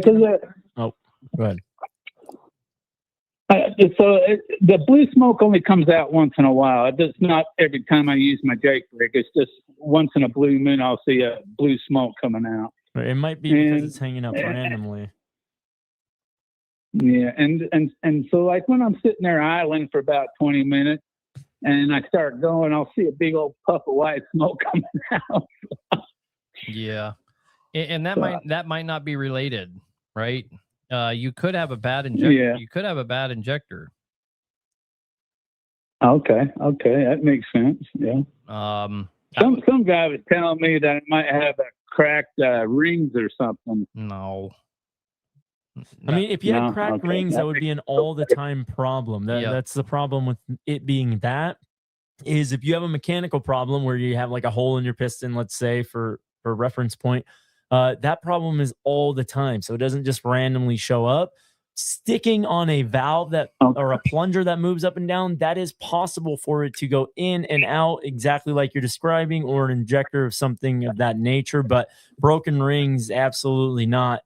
That would just be fucking weird. I would actually check your injectors first, because an injector problem, if only one of them's bad, it will seem like you don't have a problem unless you're doing certain things to make the problem show up. And you can do it pretty much for free. Go get a cutout test, see if it's doing that, and if it's not, you can do your Jake brakes, rebuild them. All you got to do is pull your valve covers off, and it's a couple $100 from OEM Cat to get the rebuild kit. Couple of screws and you're done. It's never going to hurt you to have done it. Start with the cheap, easy things, though. Don't pull the motor apart and rebuild it because somebody said piston rings, maybe. You know what I mean? That would be a problem you'd want to dig into a lot more, especially on those random one-off issues. Like, I don't know. For me, I try a few little things. If it doesn't work, then I'm waiting until it becomes a real fucking problem, because I mean, what are you going to do? Rebuild the motor because it could have a broken ring? I mean, well, it's only got like 320,000 miles on it, and it runs like a top. But, just like I said, it just, once in a while, I'll see a blue smoke coming out when I use my Jakes. And, just if I'm sitting there idling, a big old white puff of smoke comes out, Yeah, check the injectors, man. It's sounding more and more like an injector. Okay, all right. And so I'm really excited to put this turbo on and try it out. I just want to let you guys know you shouldn't have excited to get that going. You shouldn't have any problems at all, man. If you do, just call in and ask for Glade. I don't know if he's the one who helped you or not, but he's one of our turbo pros. Yeah. Glade's the one who sold it to me. Okay. I was going to get a manifold, but he told me don't get the manifold yet. Just wait a little bit, because I didn't really want to spend a whole bunch of money.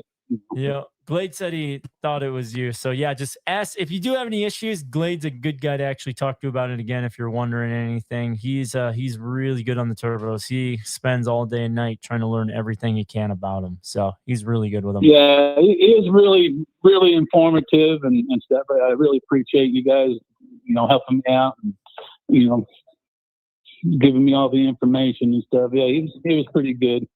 Might not be accurate, but he'll give it to you. All right, man. Well, good luck with that. Check those injectors for sure, and have a good night, man. All right, you too. Thanks, guys. Appreciate it. Bye. All right, bye. All right, one more caller.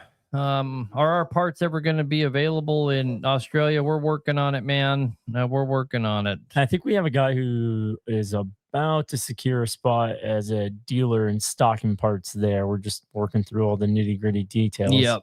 We are excited to be in Australia. So last caller here, Joe Cross. What can we do for you, brother? Hey, I got a 2006 NXS and a 379. It's been a really, really good truck. And it's set at 6 1/4, verified and everything, and it's all factory. It's still got the twins, IVAs and everything, still 18-1. And I bought it from a guy that bought it new. I'm the second owner on it. And when I first bought the truck, it was pushing coolant, and that was at like 700,000 original miles. And I had a driver in it for a little bit, and all of a sudden, after about a week or two, the truck just started blowing black smoke every time he shifted. Just mileage went down anyways. He ended up putting in a boost cooler, or I don't know if it was a boost cooler or not, but he chopped up my fucking injector harness, or not injector harness, my outside wiring harness, and put a bunch of resistors in my fuel. I think it's my fuel pressure and my airflow sensor. Yep. And ever since then, we ended up having to put a new head on it. They cracked the head, some other things. So just And ever since I've got it back, I cannot get over like 30 pounds of speed. That's a fuel resistor, right? Yeah. So the two problems are probably unrelated to each other. And what I mean is the cylinder head getting destroyed versus the fact that you're not building good boost are totally unrelated. And let me tell you why I think why. First of all, the guy probably put diesel freak garbage on there, or he may have just resisted it himself. When he put that air resistor on there, the truck no longer accommodates for intake air temperature, and that's why your head got destroyed. It's the number one big no-no is you never resistor the intake air temp because it wipes out the head every single time. But you used to resist the But fuel. yeah, but your new problem of not being able to build boost is post rebuild here. You got some kind of boost leak, either exhaust side to the turbine housing or compressor side, air to air, CAC piping, boots, or those engines have all kinds of accordion type exhaust tubes on them. Yeah. And they get messed up, and guys don't do a greatest job of putting them together. We see it all the time when shops go back together with all that stuff. You have a boost leak going on, totally unrelated to this original problem. Okay. Because it was before any of that, before he did the resistors and all that, I used to get like 55 pounds. Yep. And it ran good, and I got good mileage. It will again. You just got to figure out where the hell you're losing all that boost. Okay. And make sure it's not actually the exhaust system. Another place to check, especially if you got a brand new head, is on the driver side where the 4 bolts go on for the intake boot. Look underneath there. There's a plug. There's an Allen head plug that goes there. A lot of guys miss that. You won't know it's missed, but you won't be building boost. Yep, if that plug's not in there, she will drop about 20 pounds boost for sure. Okay. But yeah, just look it over really good. And then the very last thing is if that thing still has a factory exhaust, that could be the problem. Okay, it does have a 7-inch straight on it. Okay, then you're all good, brother. Yes, sir. All right, but man. Everything else under that's all. Cool. Well, good luck. Find the boost leak. Guaranteed. All right. Thank you. I mean, well, he could be derated as well. Yeah. But maybe he'll call back next week and say, man, I don't have a damn boost leak. I looked everywhere and this thing's still having a problem. Then we can cross that bridge. But speaking of 7-inch straight pipes, somebody asked a little while ago, and I meant to answer the question. He said, should I do 5-inch or 7-inch or 8-inch? Or he said, what kind of performance differences do you see, or is it just really about the tone? And the answer to that is it's really about the tone. You're not getting anything from that by changing your exhaust stack size. And people look at it as back pressure. You're still 5-inch off the back of the turbo. Right. That's what I was going to say. Is it depends on what's coming off the back. Either way, yeah, you're restricted by that. But a lot of guys think that it's going to change something based on what they actually have. Glenn Long says he would not get 5 PSI without the plug. We've missed the plug ourselves, and yeah, you get more than 5 PSI. Come on, Long Glenn, or Glenn Long. Oops. Come on, Long Dong. It does better than that.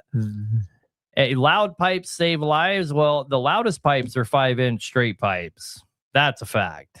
They don't have that deep guttural sound That's so cool, but nothing's louder than a set of 5-inch straight pipes straight up. Man, they just pop and pop.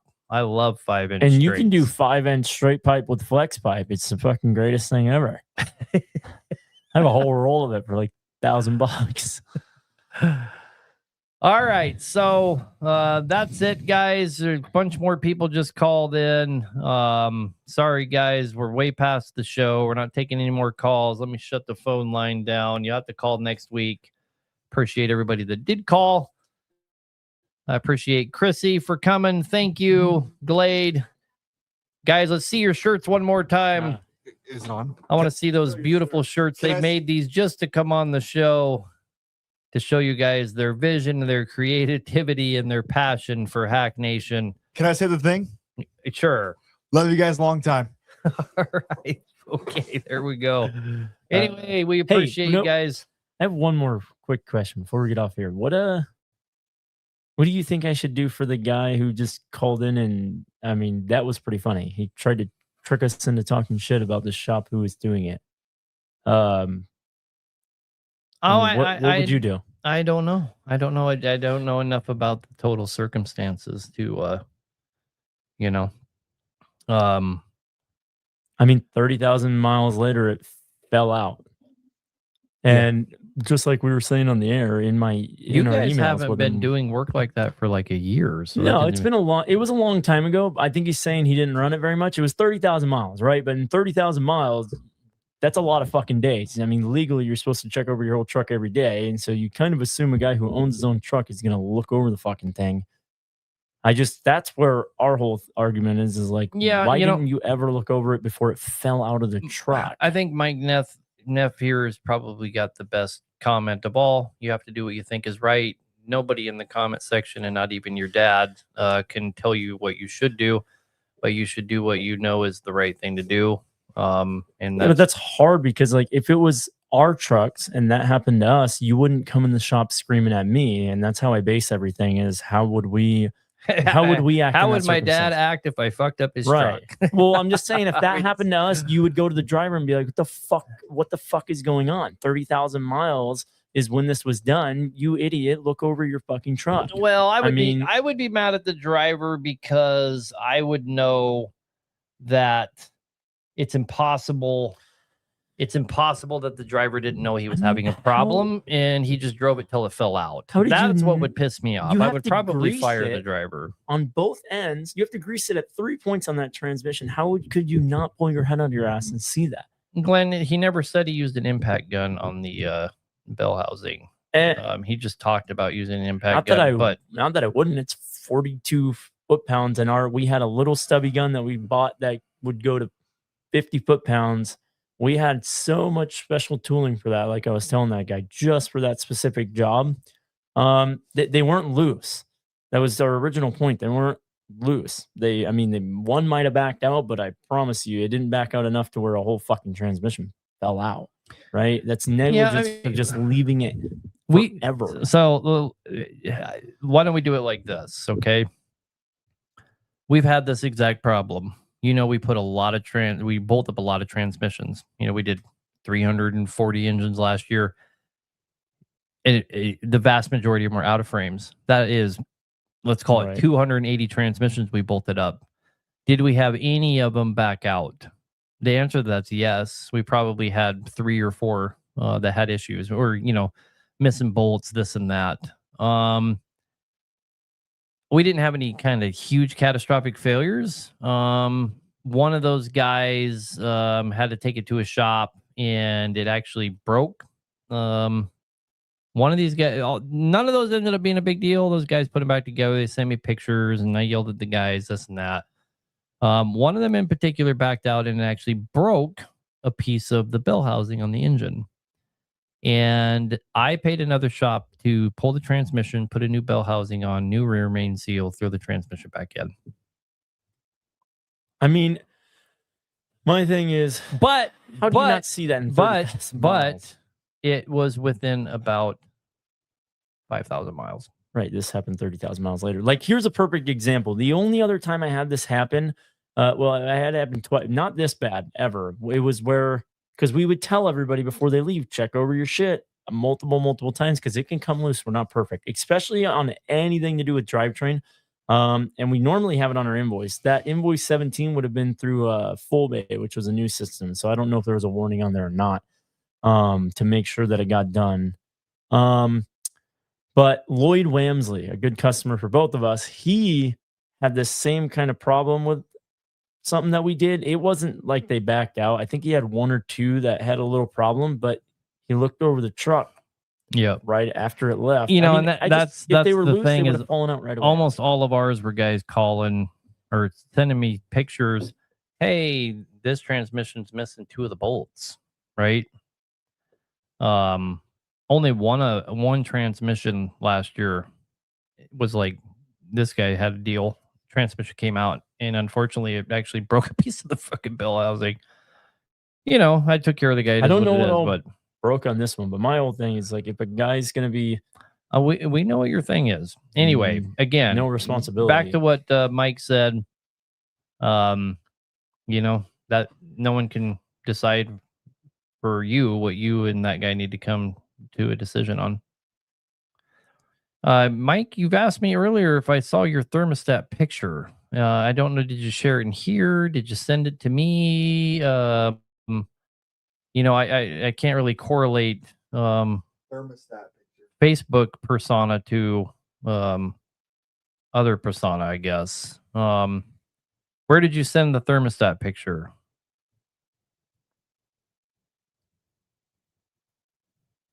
You sent it on Messenger. Oh, yeah. Okay. A lot of those get blocked. So from Facebook. My Facebook Messenger that is hacknation, it's not even basically active. But I will go look and see if I can find it.